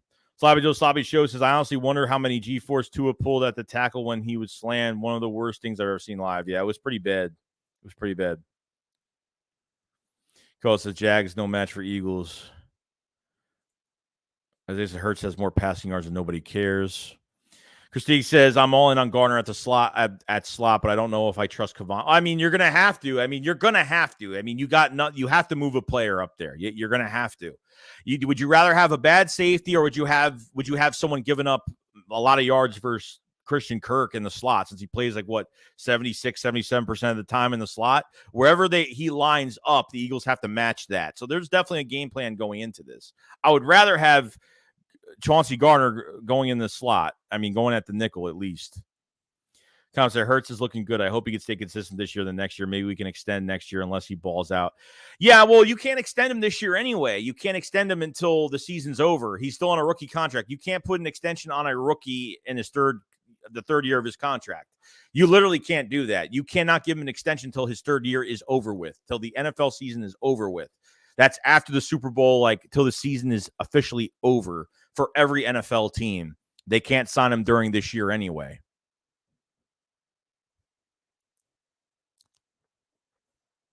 Duval says Jalen Hurts hasn't beat anyone. That's why Jags are flexing. We have a QB. Oh my God, this guy, I swear. Where'd you come from, bro? And you're the only one here, man. Our O-line needs to be dominant this game. Let's see. Big Fish, Little Boats, the Jags are better than we think. This will be a good test. I think they're definitely a better team than they were in past years. I give them that, but I don't think they beat us at all. Look, I give them props, but they're not getting anything towards us. Jay Trent said, do you think we'll be able to stop their run game in James Robinson? I don't think James Robinson gets 50 yards on us, dude. I don't. He had 100 yards with 17 carries last game against the Chargers. Like I said, the Chargers were just way too weak. They played so cautious, so passive. Their defense played so passive last game. They didn't look like themselves last week.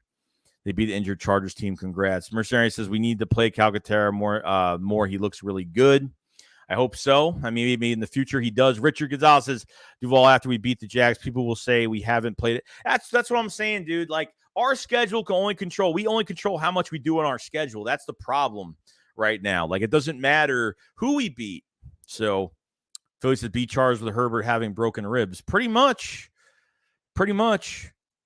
Joe, if we were up by second half, we were up by the second half. You fine with the fourth to put Slay as a receiver? Yeah, I guess so, if they want to do that.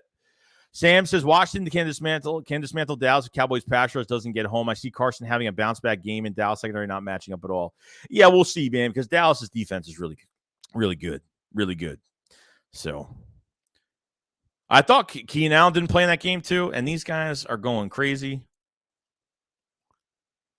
That's crazy, dude. Duval says you only scored 24 on the Commanders. Oh my God, this guy's stupid. This guy is so dumb. Oh my God, he's so dumb. I'd rather score 24 than lose against the Commanders, dude. Like stop with just saying something about the Eagles, putting laughing emojis, acting like you're actually laughing when you're not. Come on now, we're all real here. Stop trying to cover it up, man. Philly 0024 says 24 in one quarter, didn't need to score anymore. We just chewing clock the rest of the game. Yeah, no Joey Bosa. Yeah, when did they lose him, though?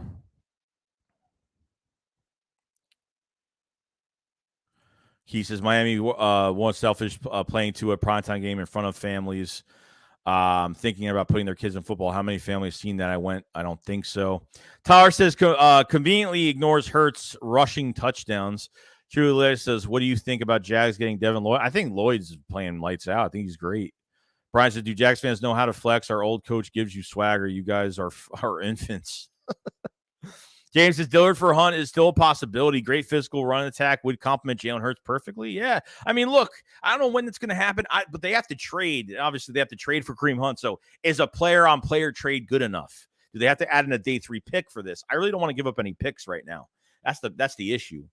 Ron said, I want to start calling AJ King Arthur because he is the king amongst DBs. Can we make this a trend? Tennessee has King Henry. Why can't we have King Arthur? He says, Hurts has more passing yards, crying more. Mario says, I bet Duval is a high school kid. Jonathan says, they say we played nobody, but will clown us if we lose the games. Unfortunately, that's the way it's going to go, man. That's the way it happens. Philly 0024 says, the Eagles are going to feast on Lawrence. LNHP says, J.C. Jackson and Corey Lindsey didn't play. Cal says, Jaguars are fans acting like Cal. That's what I was about to say too, bro. It reminds me of exactly like a Cowboy fan. Saying the same thing over and over again in the chat. Same crap. And just Slay will 100% lock down Kirk. So you think, so if Kirk goes into the slot, you think he follows him there? Shane says Jags even the score 21-0. Brian says Jags fans have no flexing 3-13. Just Chris, you're us last year at best. Chubb said Covey is not going to last long on returns. He gets hit by a train every time. Yeah, and he doesn't stay low. He doesn't protect himself. He could have fumbled the ball like 3 times that game. Duval said we literally have a Super Bowl winning coach and a real quarterback. Let me tell you something, bro. If you're thinking you're going to a Super Bowl after with Doug Peterson for 1 year, and I'm saying that Doug is a great coach, but that really depends on Trevor Lawrence and how he does with having actual weapons with him this year. This is the first year where Trevor Lawrence has actually had weapons. Okay. So has had an up and down year so far, but we'll see. Just because you got a Super Bowl winning coach, it doesn't mean you're going to the Super Bowl, bro. That team is as far as it's going to take you, but it's up to that quarterback and up to that defense to be up to par. I don't think they're going to.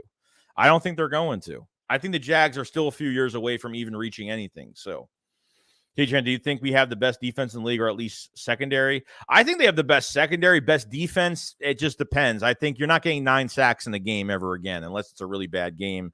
I don't think, that's kind of, you're not getting 9 sacks in a game.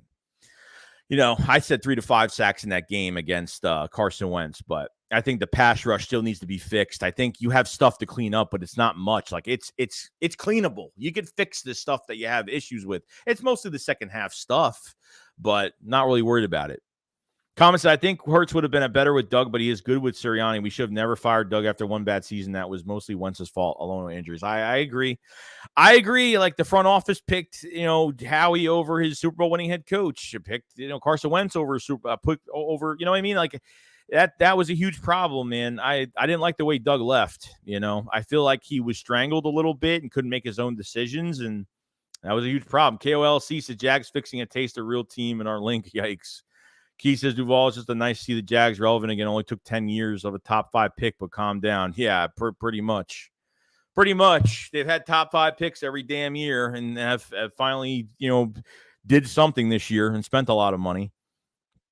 Free agency doesn't fix your problems, by the way. It doesn't. It really doesn't. The Giants, did free agency 2 years ago, and they looked really good on paper a couple years ago, and it has all fallen apart. Cameron, the last time Eagles lost to the Jags was 2004. That's crazy, man. The Eagles have been so dominant, they took off 4 quarters. That's a full game that the Eagles were not trying to score three games. J-Tron says, I think we have to thank Doug Pearson for giving us Devonta Smith by tanking that game. Yeah, because of that pick. Yeah, dude. Those Giant players that were tweeting during the game, and why did they put him in? Why? Dude, that was the best moment. Jose says, Jags will destroy another team just like Ramsey era. Don't worry. C1 Football says, never seen a Jags fan act like this. Yeah, it's pretty bad, dude. Jay said, haters make a Jags greater. He says, it's not Covey, it's the special teams, not block. It's both, bro. It's definitely not just the blocking. Okay, there were a few times where Covey had room to run, and he takes a step back, a step to the side, trying to going around and going north and south. It's been a problem. Comments to Joey, don't let the Jags fans trigger you so much. They are trying to get a reaction. I don't care. It's like the shit that he's saying is just ridiculous. Jones, the Duval Super Bowl winning coach that ain't going to win. Y'all won in our dreams. Remember, a QB went 0-9 before winning a game. Cabber says Eagles scored 24 points in the first half in every game this year.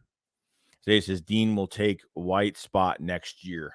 I think that's going to be the case. Yeah. Shane Trent says so was Peyton Manning and he came through. Philly says the only way I would trade back is if we can get Will Anderson or Jalen Carter from the Saints pick. Keith says Joey Hurts has 4 passing touchdowns and 3 rushing touchdowns. Who else says Gardner Minshew would give you a better chance? Nah, bro. Definitely not.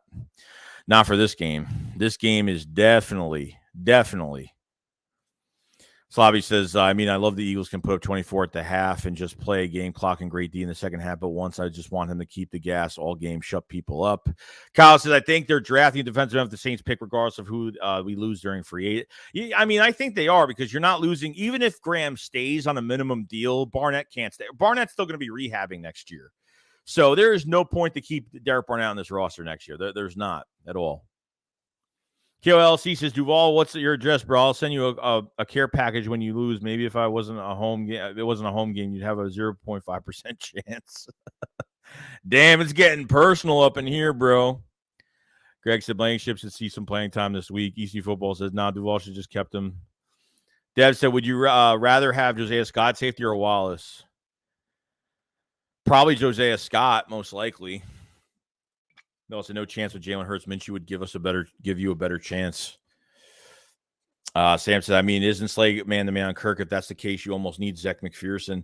If they that's going to be the problem too, because if they don't put Slay on Kirk if he's in the slot, if they do put him on Kirk when he's in the slot, then they have to put McPherson on the field.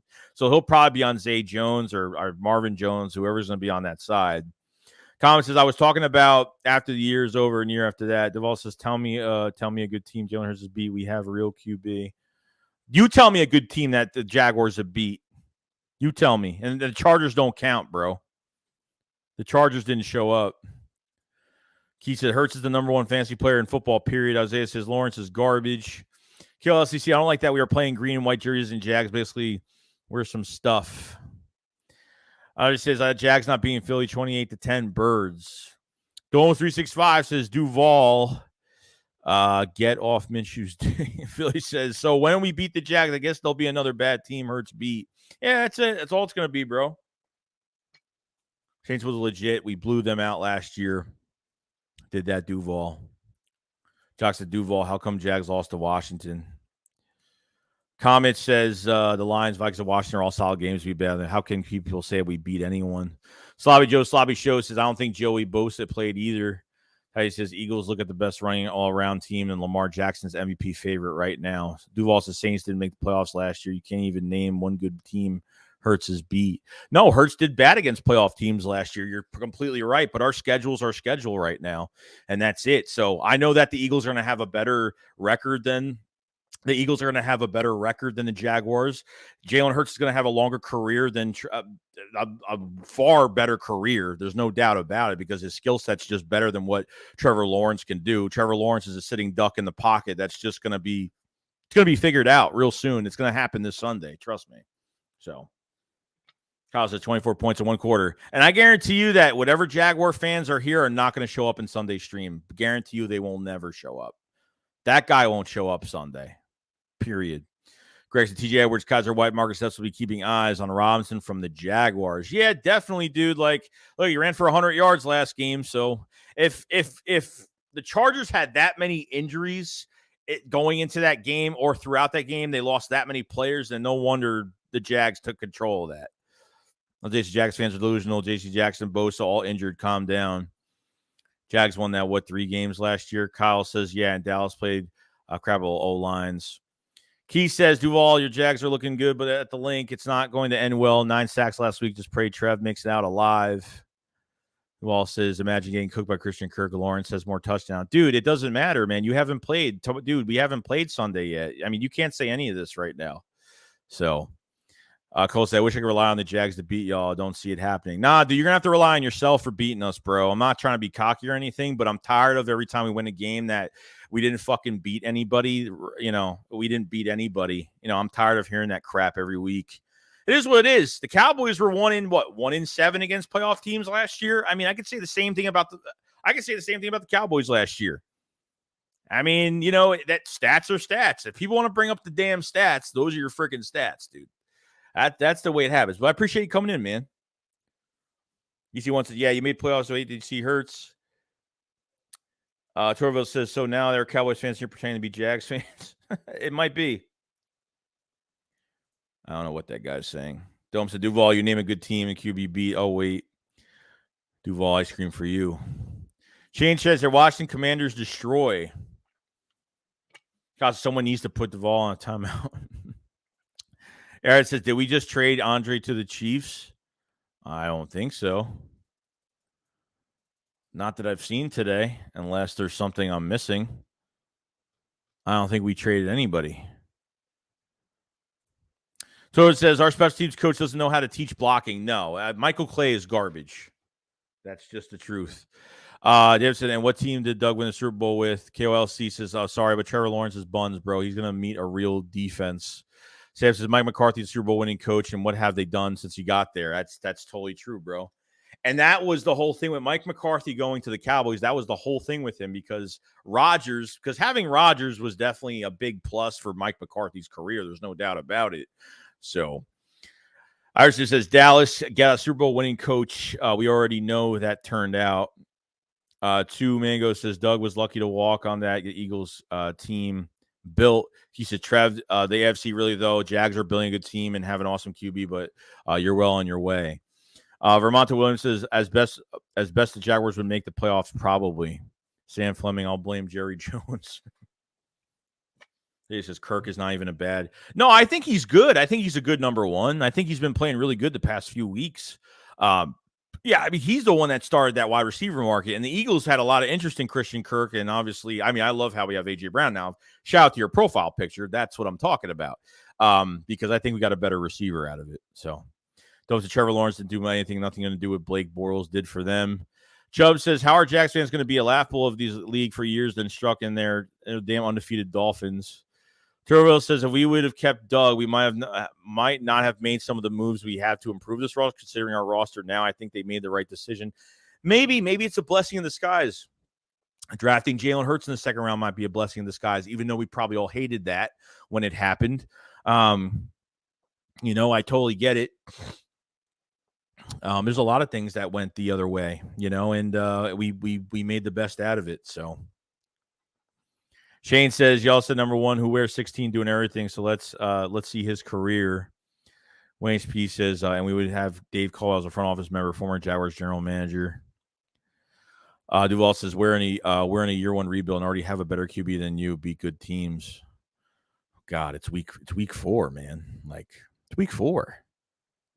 It's crazy.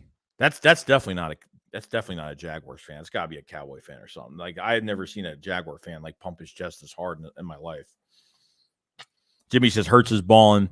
Philly says Jags beat injured Chargers. What you're talking about, good teams. KLC said neat Blankenship going to shock a lot of people. Really nice in coverage. Cal Bunny says Duval, how many teams you'll beat in 3 years? Colin says I'd rather have Scott and Blankenship safety of Wallace. Paul said Trey Sermon was brought here for a reason. Vermonta Williams says Flagell's file on the road to victory. Jimmy says put Gardner Johnson in the slot. That's where he played in the Saints. Lawrence beat the Colts and Chargers The Colts are not a playoff team, bro. Matt Ryan threw what, 5 picks in 2 games? Like you're kidding me, right? The Colts are not a good team, bro. I don't know what you're talking about. Jack said Jax gave us Scott. We will get pick 6. Terrence says A.J. Brown just had another kid. Huge game guaranteed. Duval said Hurts has only 1 win against a playoff team in his career. No way. He hasn't. Yeah, you're perfectly right now. Yes, that was mostly last year when he played horrible. This whole team played really bad last year, except our secondary. So there's nothing wrong with that. This is a different year, bro. Last year's last year. If you're thinking you're facing, this is the problem right now, is that this is probably a Cowboys fan. This is not a Jaguars fan. I want to see who was the 2004 Jaguars offensive line. I want him to name every offensive lineman, because honestly, I don't think he's a Jaguars fan. I think he's a Cowboys fan, just saying whatever he's going to say. And the top of everything else, if you're comparing last year to this year with Jalen Hurts, then you don't know what you're going to be seeing this Sunday. You're going to be seeing a totally different quarterback this week. So that's all I got to say. Philly says Colts and Chargers didn't even make the playoffs. Cal says Colts and the Chargers didn't make the playoffs. Duval 1HP says Doug couldn't get his own staff. You want Press Taylor as OC and Corey Unlin as DC. Liam May says, bro, Jags lost 2 to Washington. Jimmy says Hurts is balling, only getting better than Hurts from last year. Torville says Jags lost team. Name the Commanders. Jay says Davis will destroy Robinson. Shane says keep it PG-13. Did they really?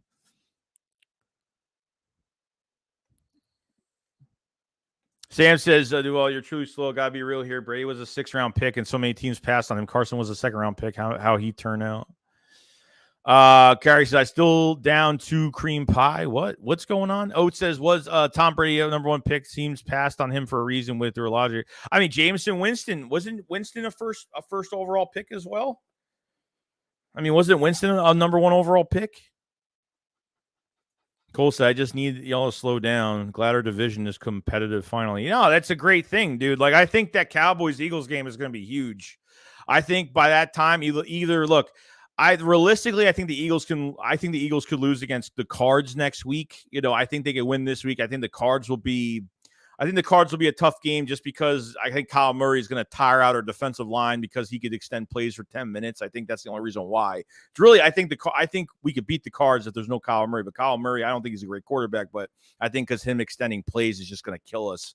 That could be the game we lose before the bye. And then I think that Dallas Cowboy-Eagles game on prime time is going to be a big game. Before the Eagles go on their bye. And and before obviously the Cowboys schedule gets a lot easier. So definitely get it. Nancy Duval, you're good with loss with the Commanders. This is Mike McCarthy was always overrated. Oates says Duval must be related to Westing Rock. Yeah, probably. Or it might be him. Who knows? Corey says the meat goes to the a-hole. Torville says Mike McCarthy is like Barry Switzer, won a Super Bowl because of talent, but not because of his coaching. Philly 0224 says if he's figured out why he's 3-0 and be 4-0. Sean Murphy says just fast forward to me Sunday. KLC says I don't recommend Doug Peterson going in for 4th down in the link. Yeah, probably not. Stephen L.A. says I like the Jalen Hurts pick in the 2nd round. Hated the 1st-round pick.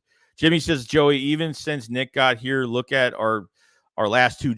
Well, it's not because of Nick, dude. It's part of it's because of Nick, but part of it is Howie Roseman. Part of it is Jeffrey Lurie's taking a step back. There was rumors that Jeffrey Lurie has been in the draft room making way too many decisions for this team and who they're signing and who they're drafting by what schools.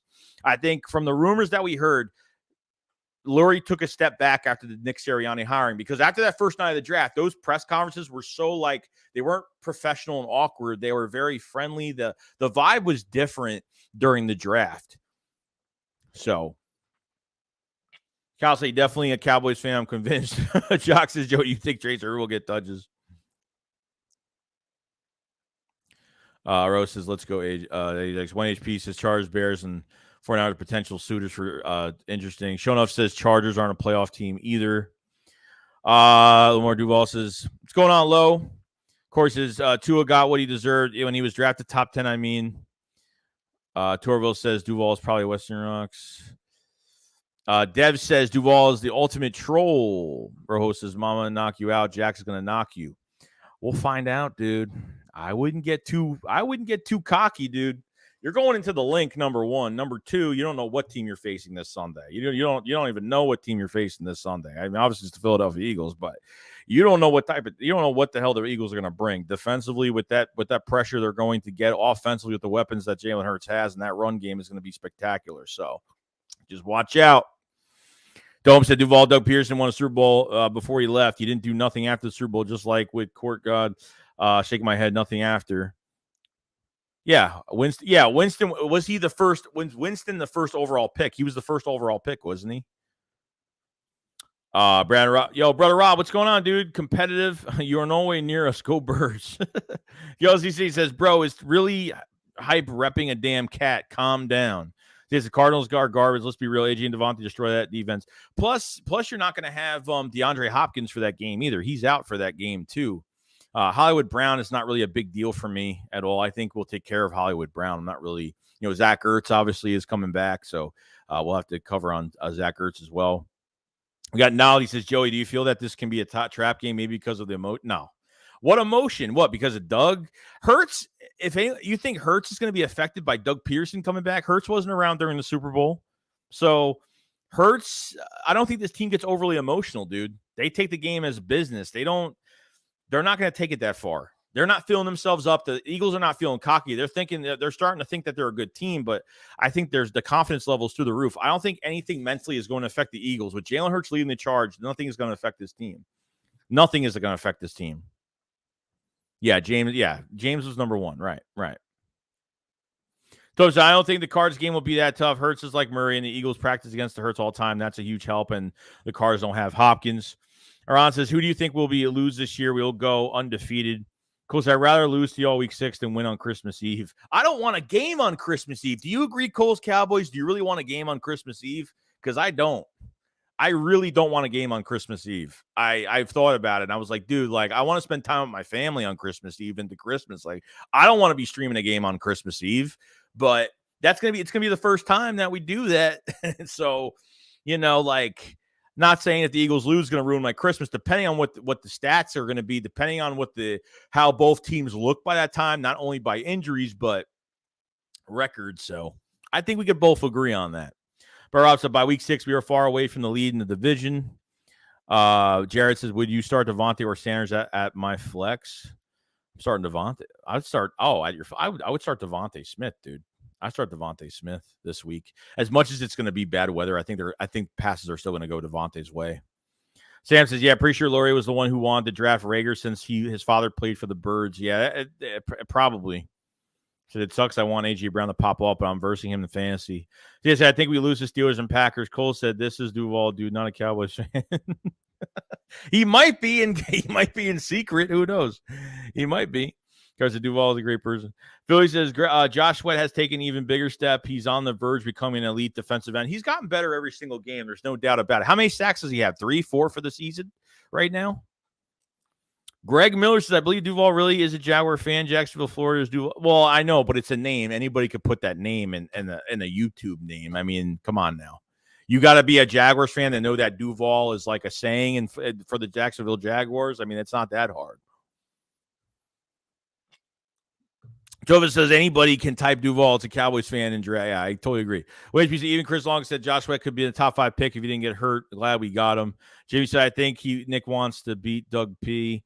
Nina says I'm going to that Arizona game. We finally get a win there. I hope. I hope we do. I mean, I have a loss, but I hope it's not a loss. And really, it's because of Kyler Murray, really. But I hope you bring some good luck there when you go to the game. So I hope you bring some good luck there, Nina. Brother Rob said, we lost to no one if Eagles fly. What's up, Joey? Ain't that right? Yeah, we lost to nobody. Yeah, I totally get it. Cardinals are as bad as the Panthers. You better win by 30.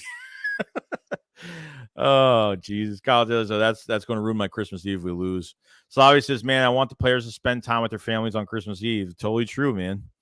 Timmy said, I want to see Sermon. We need that big back. I'm excited for Trey Sermon. I'm pumped for Trey Sermon because I think he's a dual threat back. I think he's a natural catcher as well.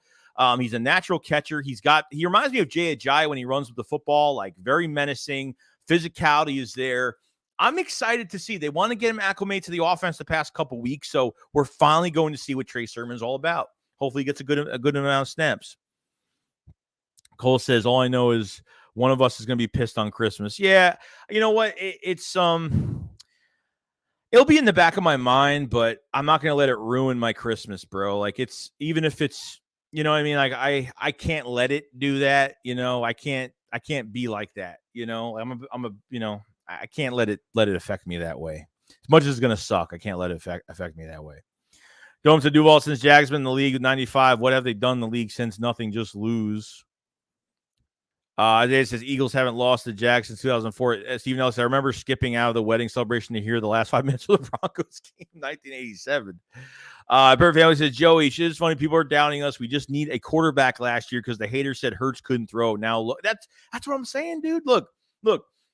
Hurts did progress last year from early 21, which he was still a rookie early 21 because he only played 4 to 5 games in 2020. I thought he played a lot better at the end of the year, but there were still flaws. It was progression. It was accuracy. It was his reads. Missing wide open receivers was a huge one. So it's been kind of nuts. Shane says Jaguars have more championship appearances than the Cowboys since 95. Rojo says it's going to be the game in the week, muddy and the rain, hard-fought game. Sam says, have a Jags faced a loaded roster of ours yet? Receiving core, secondary, O-line, D-line. I can't see this going the Jags' way. I don't either, bro. Tova says, sermon on a Sunday. Sermon on a Sunday. I love that. Kyle says, let's ask Duval to sing the Jaguars fight song. If he doesn't know the words, he's definitely a Cowboys fan. Which means there's going to be a lot of Batman capes at the link. I'm telling you. So, yeah. Yeah, my girlfriend bought a Batman mask from Spirit Halloween. It was like $8. But yeah, it's gonna be a lot of Batman shirts. There's no doubt. Shane says Philly about to look real silly and special look Sunday. Kyle said Jags win percentage is dog water. One HP says Peter Schrager said Brian Johnson is going to be a head coach. Yeah, I heard some news about him the other day that he's doing really. Obviously he's doing very well with Jalen Hurts, but there's a lot of talks with it. I mean, if you're a positional coach, don't you become a coordinator? Then you become a head coach. I mean, he's gonna go from a QB coach to he was obviously a coordinator at Florida, right? So I mean, he's been a coordinator in college, but he hasn't been a coordinator in the NFL. So could he actually become a coordinator in the NFL? I mean, a head coach from a quarterback coach standpoint in the NFL. Teams say Hurts only getting better, arm and leg. Good luck, go Birds. I'd rather have him as the OC if Shane leaves. KOLCC said Hurts better than y'all's first round draft pick. Lawrence, damn, that hurts. Aaron says Duval's dog water. Brandon says, what up, Joey? Watch the Boys State game highlights against San Diego State. HP says, and get Denard Wilson or Fangio for Gann spot. Yeah, I don't know, dude. They could potentially lose. When I look at that unscripted Eagles video they put out tonight or like a few hours ago, Shane Steichen's got a voice in that offensive room, man. He has got a freaking voice, man. I thought he was just a very quiet guy. Didn't, only coached when he coached, and that was it. But, man, that guy fires up this offense, dude. He fires up these players in that offensive room. No joke. Like, he could leave after this year, man. I mean, that's the shitty part about doing so well in the NFL because you can actually lose all your coaches, which really sucks. Torvo says Brian Johnson will probably be our OC if Steichen gets a head coaching job, which could happen. One HP says he also coached Dak Prescott in college. Duval says Hurts is 1-12 against playoff teams. He always said Andy Reid became a head coach from a. All right, so that makes sense, obviously. I'm just saying today. I mean, I'm saying that was a long time ago. I'm saying in today's NFL, I don't see quarterback coaches becoming head coaches unless they're already coordinators. Like, that's what I'm kind of saying right now. Sam said, staggy mess like the projected. I don't see Jags D-line coach are muscling the Birds O-line in the run game and their O-line against our D-line. Spare me. Kyle says you've already said that, Duval. Zachary Rose says Jags fan here. That loser Duval doesn't know what he's talking about. I think at this point Eagles will close 127-21. Both teams are on the ride. No, I agree. Look. If you're a realistic Jags fan, I'm fine with that. But if you're spouting out the same crap about Hurts is going to play like crap, how many games, who have the Eagles beat, the shit like that pisses me off. And it's like if you can get somebody in here that, and I appreciate it. I think the Jags have a really good head coach under Doug Peterson, you guys have, a lot of good weapons offensively, great run game, great run defense. Have to add more to that defense, but it's definitely a team. At Trevor Lawrence, first year really with a good amount of weapons, with a good coaching staff behind him, especially a head coach. So we'll see what happens, man. Brother Rob, so I'm trying to see the score on the screen to play. Jason Kelsey put that Batman cape on. He said it himself. What he says, I already look at Joey. I love Vic, have faith in Kelsey, and yes, Steichen gave me hype. What a difference how he treated this offense last year. Aaron says Duval ran out of crap to say. Kyle says, watch that Joey Unscripted is all. It's awesome, dude. I think it's gonna be great this year watching Unscripted. Jimmy says Gannon had me worried about this. Should Gannon be doing the last 2 games? Cal says Lawrence is 0-18 versus playoff teams. Greg says I don't believe Jacksonville secondary matches up well against Philadelphia's receivers. I don't either. I'm not a big fan of Darius Williams and Tyson Campbell at all. I think the pass, and look, the weather permitting, I think the passing game is good, but if they have to run a little bit or it's just too wet out there, we'll find out about the weather by Sunday, because tomorrow and Sunday they're supposed to rain. So, Wade Pizza, for example, you see Bucks and Chiefs keep their same staff, so hopefully we kept them. KLC said, Duval, you do realize we're 3-14 last season with number 1 draft pick. Brand says our new quarterback as a freshman had 105 rushing yards, and our senior running backs had 131 for 17 attempts. Ron said all Hurts has done throughout his career is get better. He just keeps improving. I'm excited to see what he looks like in the next 3 years. Yeah, I'm excited to see what he does at the end of this year. How far can this team actually go? Steve said, what's up, y'all? JP says Josh Sweat was a 5-star recruit, number 1 defensive end, number 8 overall national high school player. Josh Sweat was supposed to be a late first-round pick, but he had a lot of knee issues, didn't he? I think that was definitely one. Yo, Steve, what's going on, dude? Brand says, and the quarterback had 8 attempts. Zachary Rose says, maybe we can get the Eagles-Jags Super Bowl like we deserved in 2018. John says, so 2017 was a dog mask season. 2022 is Batman mask season. Mask and cape. Why not? Brother Rob says, don't be surprised if we see Kelsey with that Batman cape. I'm going to call it. No, it's going to happen. Brother Rob, it's going to happen. There's no doubt about it. Steve Ray said, the Eagles scoring in the second half. Yeah, I'm hoping they do. I'm hoping they really do. That's what I am hoping for as of right now. We have 187 in the chat. Thank you so much for coming to the stream today. If you guys we only have 88 likes. Let's try to get over 100 likes if we can. We should have over like almost 200 likes right now. Let's get the likes up on the video. If you guys haven't hit the like button, definitely hit it. Subscribe to the channel if you guys haven't either. We cover the Eagles every single day. We're going to have a stream tomorrow night. There's probably going to be no content tomorrow night. Tomorrow in the day, I don't know. I think I have something set up for tomorrow, so we might have a video or 2 tomorrow, and then we'll have the shakedown on my channel tomorrow night. Sunday, we'll be streaming the game, and we'll be having a post-game stream by myself, and then obviously the Philly shakedown on 500's channel Sunday night. So it should be a lot of fun, man. 4-0, baby. That's what we're trying to get to right now. The Eagles haven't been 4-0 since what? The Eagles haven't been 4-0 since I think it was McNabb and Terrell and T.O. that year. I think that's the last time they were 4-0. I forgot what year that was. I forgot what year that was. Let me know. 2004. Okay, that was 2004. Damn, that's crazy, man. 4-0. Man, that's nuts. That's nuts. All right, and if there's people like that. There's people that didn't show up earlier in the chat. I got to put this stat up, and I think it's really important. So Eagles Powerhouse sent me this, I think, yesterday, like early yesterday. This is Trevor Lawrence completion chart, okay? He has thrown 68 of 77 passes, traveled 19 yards or less. 6 of 77 passes through 20 to 29 yards. 2 of 77 passes traveled 30 to 39. 1 of 77 passes 40 to 49 yards. He hasn't thrown past 20 yards. He gets the ball out real quick. The Chargers Rashawn Slater being out, Bosa being out, they had a lot of players out in that game.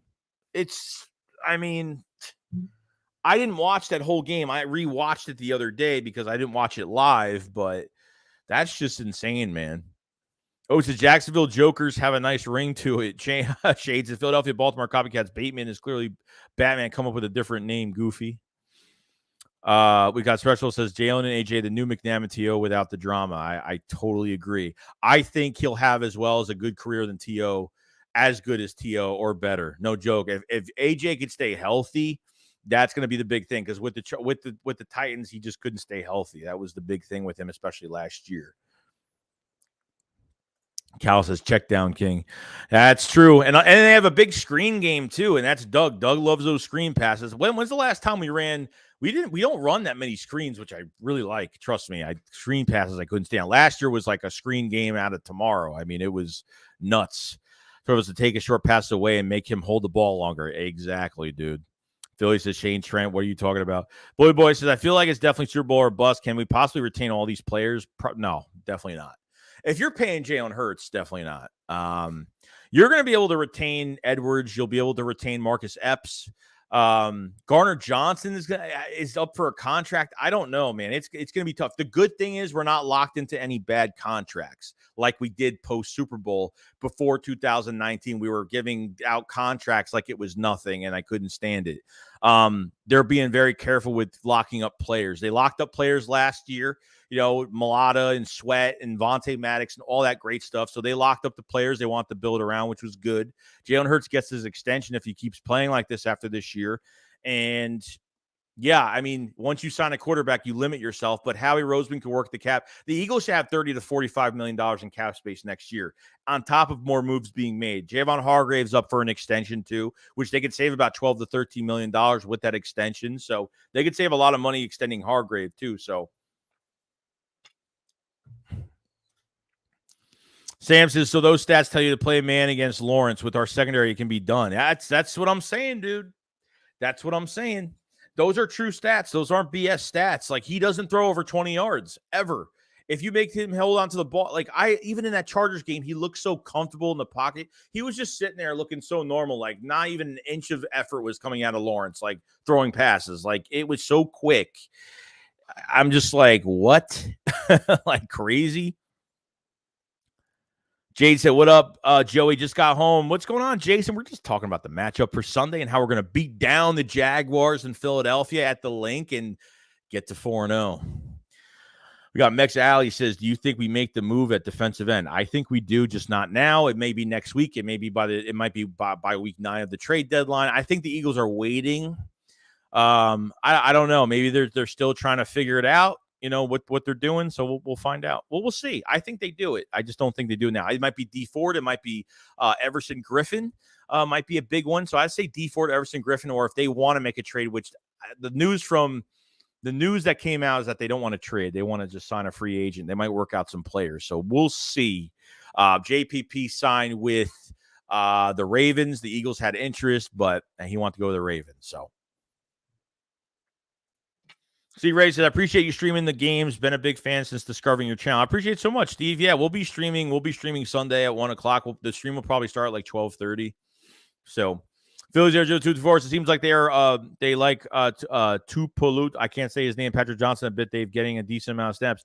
Well, yeah, I mean, Patrick Johnson's getting snaps because Barnett's gone. But I mean, he had a little bit of pressure here and there. Like, Patrick Johnson wasn't perfect, but he got some couple pressures here and there. But I don't think he's the answer as a rotational defensive end right now. And Marlon T, gets pressure. Marlon T's not too bad. I think by next year, Marlon T will probably be our number 4 defensive tackle, most likely, once Fletcher Cox leaves. Jordan Davis next to Hargrave. After Hargrave gets an extension, and then you have obviously Milton Williams and maybe Marlon T as your backup. So we'll find out by next year, by after this year, what they're doing. Fletcher Cox is playing pretty good right now, which I'm really shocked he is. I mean, I know the past few years he's been dealing with injury, and the last couple of years have not been great to his favor. But Cox has been playing really, really good. Hard for me to say that they're gonna let him go. Kind of crazy. Cal said this might be Kaiser breakout game. We'll see. Brad Peck said, how do you feel about Trey Sermon? I think, dude, I'm pumped for it. Like, I don't know what we're going to get out of him, how they're going to use him in that game, but he's a natural catcher. He reminds me of J.A.J. in a lot of ways. He runs real hard, and he's very physical. Good vision. So he actually said he wanted to get acclimated to the place. I'm going to read you what he said. This is what Trey Sermon put out. Trey Sermon put out a tweet today. So this is what Trey Sermon. So Trey Sermon talked to Dave Spadaro. So this is what he had to say. He said, "I'm really excited. I know they brought me here for a reason. I've been caught up to speed in getting the reps in practice, getting more comfortable with the offensive lineman, getting in sync. It's been good for me. Next man up, fly Eagles fly." That's what Trey Sermon said to Dave Spadaro, I guess, the other day.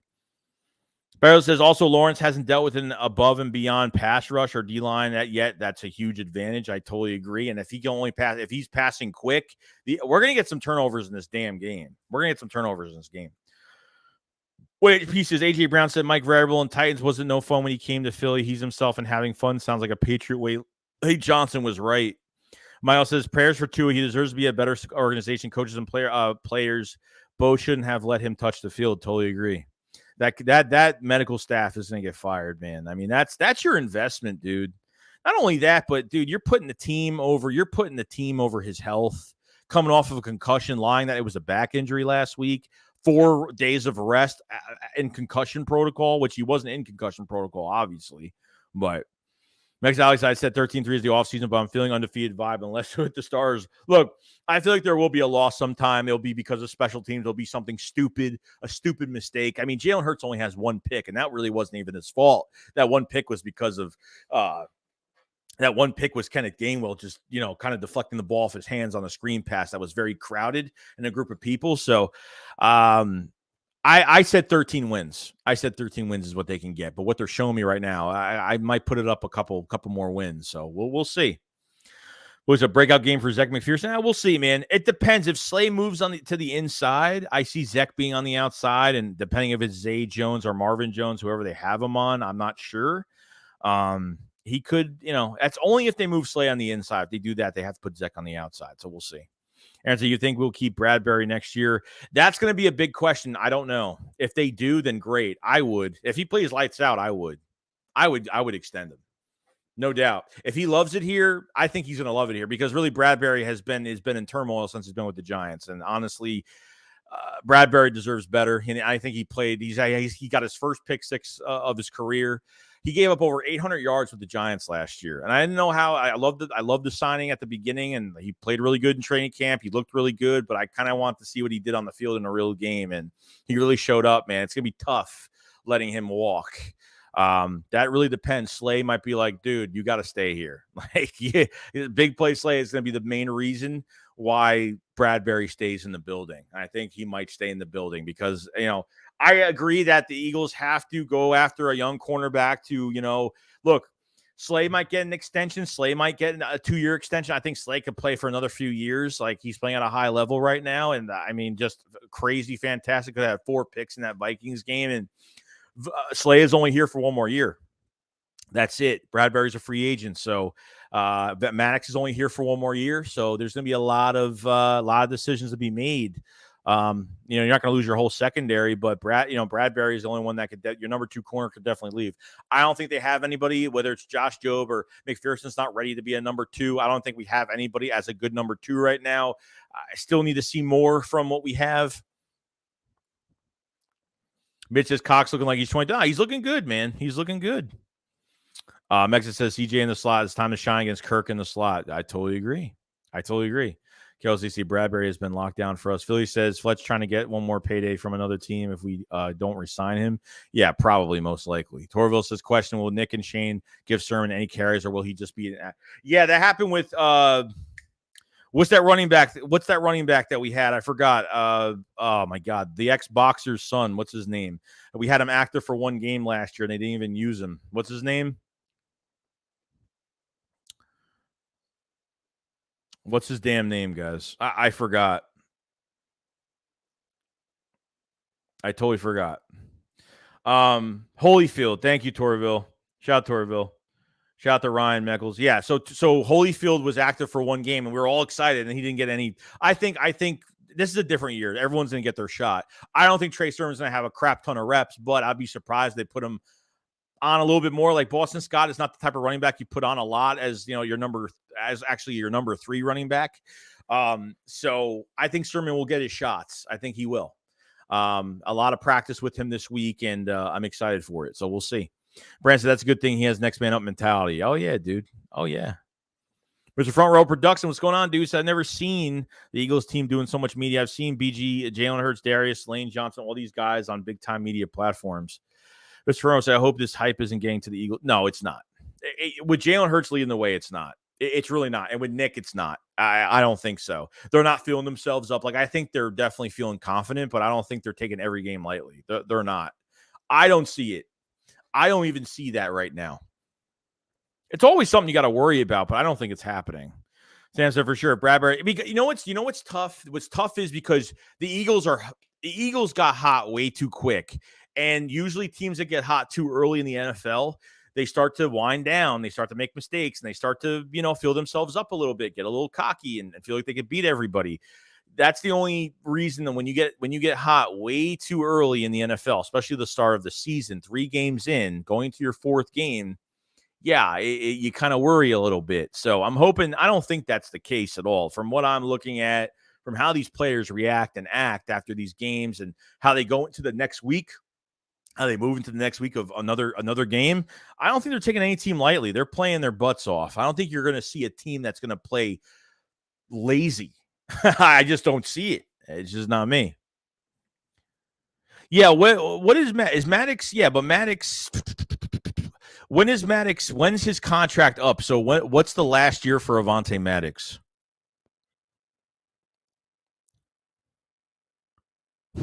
Trevor says Holyfield and Sermon have religious names in common. Shane says 21-0 Jags. Okay, Shane. Ron says, how about BG, though? BG playing, dude, having BG back and healthy, coming off an Achilles at an older age is hard to get back the next year, and he's playing great. Philly 0024, Sermon was better and more versatile than Holyfield was in college. I totally agree. But I think with Sermon, like I said, Sermon is definitely more of a versatile type player. Like I said, he's a natural catcher. They could put him in the passing game. And he is like a Jay Ajayi for me in a lot of ways because he's got that physical punish type running style, which I really like. But I remember there was a lot of hype for Adrian Killins, but he never made it. Yeah, the problem with Adrian Killins, they had him working out with wide receivers. They had him as a receiver and a running back. The thing is, he's way too small. I think he was smaller. I think he was even smaller than Britton Covey. I think he was small. Like, he was really small. Loved him. I mean, he was a track star at UGA, whatever the damn school he went to. I forgot. I always mess up his school.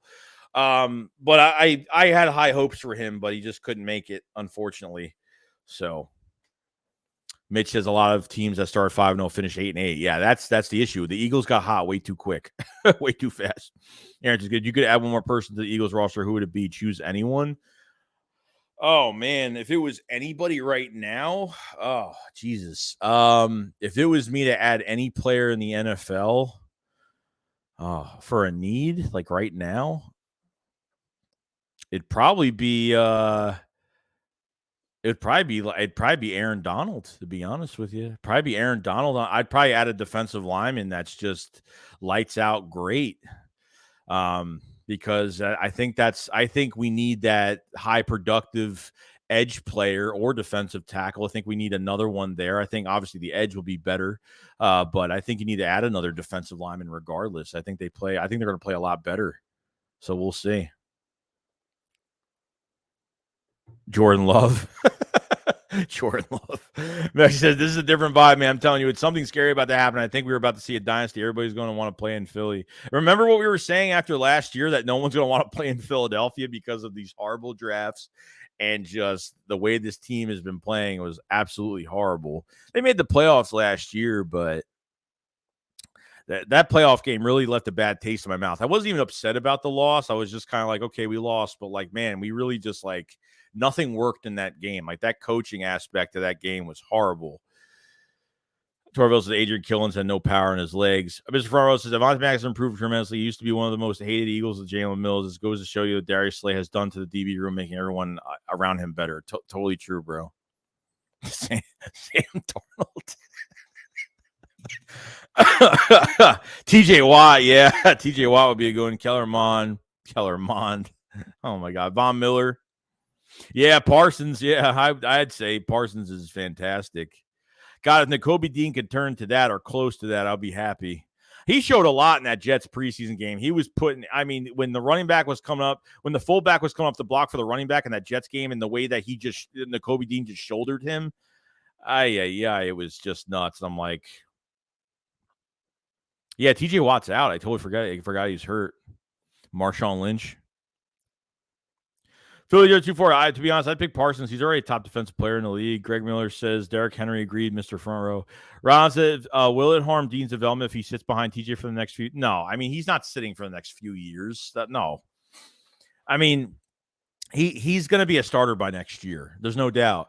And it's not that the Eagles would not rather play him. It's just that the Eagles put a lot of bodies at linebacker spot this year. Like, they wanted as much linebackers as possible.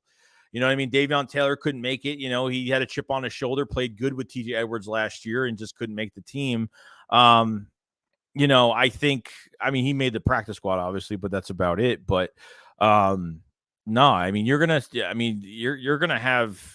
see Dean is probably the strong side linebacker next year, probably. Whether they want to put him at middle or they want to move or they want to keep TJ in the middle, just depends what they want to do. But Philly says Maddox's contract is up after. Oh, all right. Okay. I thought he had one more year. I didn't know if that was a 2 or 3 year extension, whatever it was. So it must have been a longer extension, but that's damn good. I'm happy actually. That's great.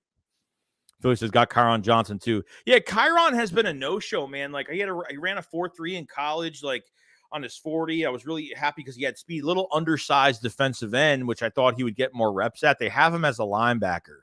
They don't even have him as a defensive end. So I don't know. I think, as of right now, you let him wait for another year. I mean, I like Kyron Johnson, his attitude and the way he treated Trevor Penning at the Senior Bowl and a couple other offensive tackles. He's got pushback attitude, which I like. He takes no crap off nobody. Reddick's here for 2 more years, man. Reddick's here for 2 more years. So they're not thinking, no, not right now. No, he let him play for 2 more years, see what happens, Mr. Farrow says Derrick Henry and Jalen Hurts nuts RPOs. Aaron Predexter says Chauncey was a good pickup, but I wanted Matthew. Yeah, man. Yeah, I get it, but I think Chauncey's going to be great. Chauncey's only been here for a couple weeks. Not too. Chauncey hasn't been here too long. You know what I mean? He didn't have a whole training camp with the Eagles. And they threw him at safety, which he's not. He could play safety and nickel, and inside, but he plays more in that nickel spot. So he said Hargrave is probably the next extension. Yeah, there's been a lot of rumors with Javon Hargrave as of right now for an extension. So I'll probably think that, maybe he will get some type of extension. I don't see, you're not losing Cox, Hargrave, Graham, and Derek Barnett. You're not losing 4 defensive linemen in 1 year. It's definitely not happening. So definitely not happening. Ron says, I ain't been impressed by Reddick so far. He had 1 good game against the dreadful D-line. Everyone feasted that game. Yeah, but it's not, dude. It's not because of Reddick, man. It's because of Jonathan Gannon, because they have him more in coverage than they have him as a defensive end as an edge rusher. That's on Gannon. They had him more as an edge rusher in that Washington game, and look how much of a difference he made. Look, if he's going around that tackle and he's making that tackle bend around, it's going to leave a one-on-one situation depending on what's happening with both of those defensive tackles. So I'm not putting any blame on Hassan Reddick. I'm putting blame on Jonathan Gannon for how he uses him. I really don't even want Gannon. I don't really want Sweat and Hassan Reddick to be in coverage anymore. I'm going to drop back in coverage. I'm not a big fan of it.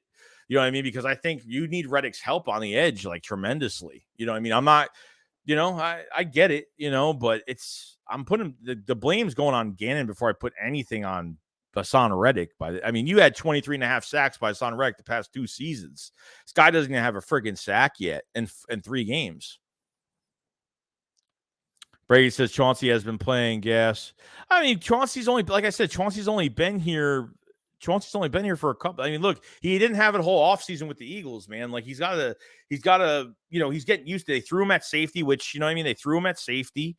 You know what I mean? He's played more nickel, obviously. So, it's not a learning curve. It's just he's got to get more acclimated. He hasn't been here long. He didn't have a whole offseason with the Eagles. He was on a totally different team. So, and they're using him a little differently than what the Saints do with him. So, Got Al Robinson, went to the Rams before we traded for Brown. Yeah, dude, like we passed on a lot of receivers. Christian Kirk was definitely one of those guys that we're going to sign. And then Doug was like, nope, not happening.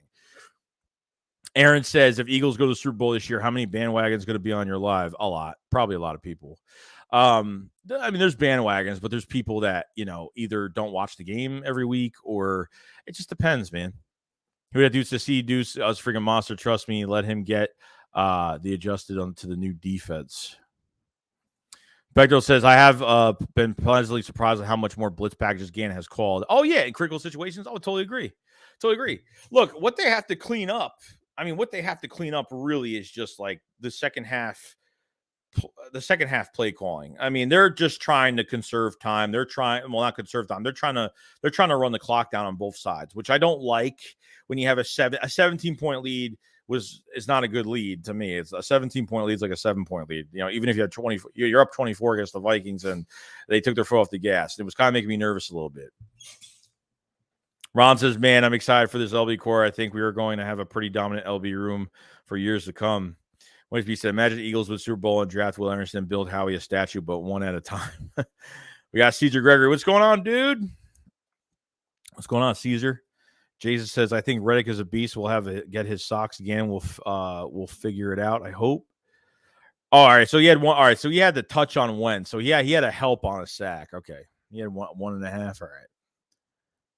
Oh, so he had a 1.5 sack. So he actually got us. All right. Kevin said Taylor will be a number 1 back this year. Mitch says every week is 1-0. That's how they look at it every week. They're not looking far ahead or nothing like that. That's just the truth. So Terrence says QBs are scared to throw where Epps is. Yeah, because Epps is going to lay the boom on somebody. That's what happens every time. Phillies are crazy that BG already has like 3.5. Dude, that's great. I can't complain. He has 8.5 sacks. I mean, that 3.5 sacks. I mean, this guy's coming off an Achilles from last year. You know what I mean? I can't complain about it.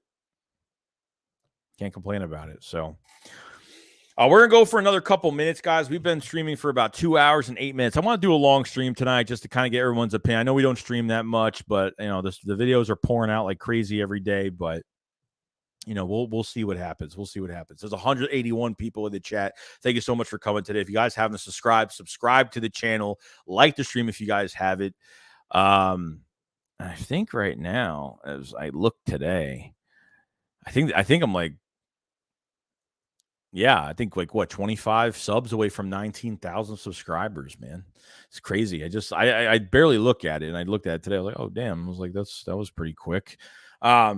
I think we hit like 18K like maybe a few weeks ago, maybe a month ago. I don't know when we hit it, but I appreciate everybody with the support and everything like that. Thank you so much.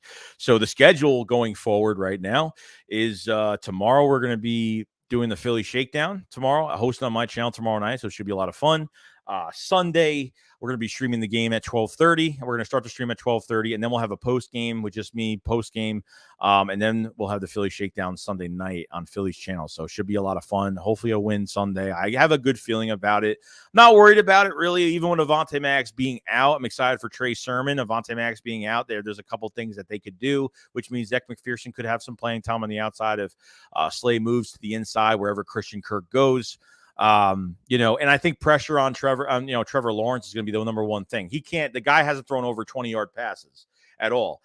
You get coverage. He looks for that first read.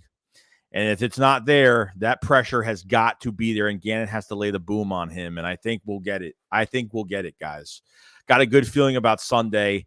4-0 for the Philadelphia Eagles and going to look really good. So other than that, that's it. So you guys have a fantastic day. Like the stream if you guys haven't. Subscribed to the channel if you guys haven't. Try to get this the stream to 150 likes if we can. I appreciate it so much, everybody. We'll be back tomorrow. Philly Shakedown tomorrow night. It's going to be crazy. We'll probably talk for an hour, maybe a little bit more, because there's definitely a lot to talk about going into this game. So it should be fun. Should be ready to go. So, all right, guys, you guys have a fantastic night. Shake Squad up, follow side. Peace out, guys. Thank you for the support. Thank you for the super chats and all that great stuff tonight. Much appreciated. Very humbled. The support's been unreal. So thank you so much. We'll see you guys tomorrow night. You guys have a fantastic night. Enjoy it. We'll see you tomorrow. Peace.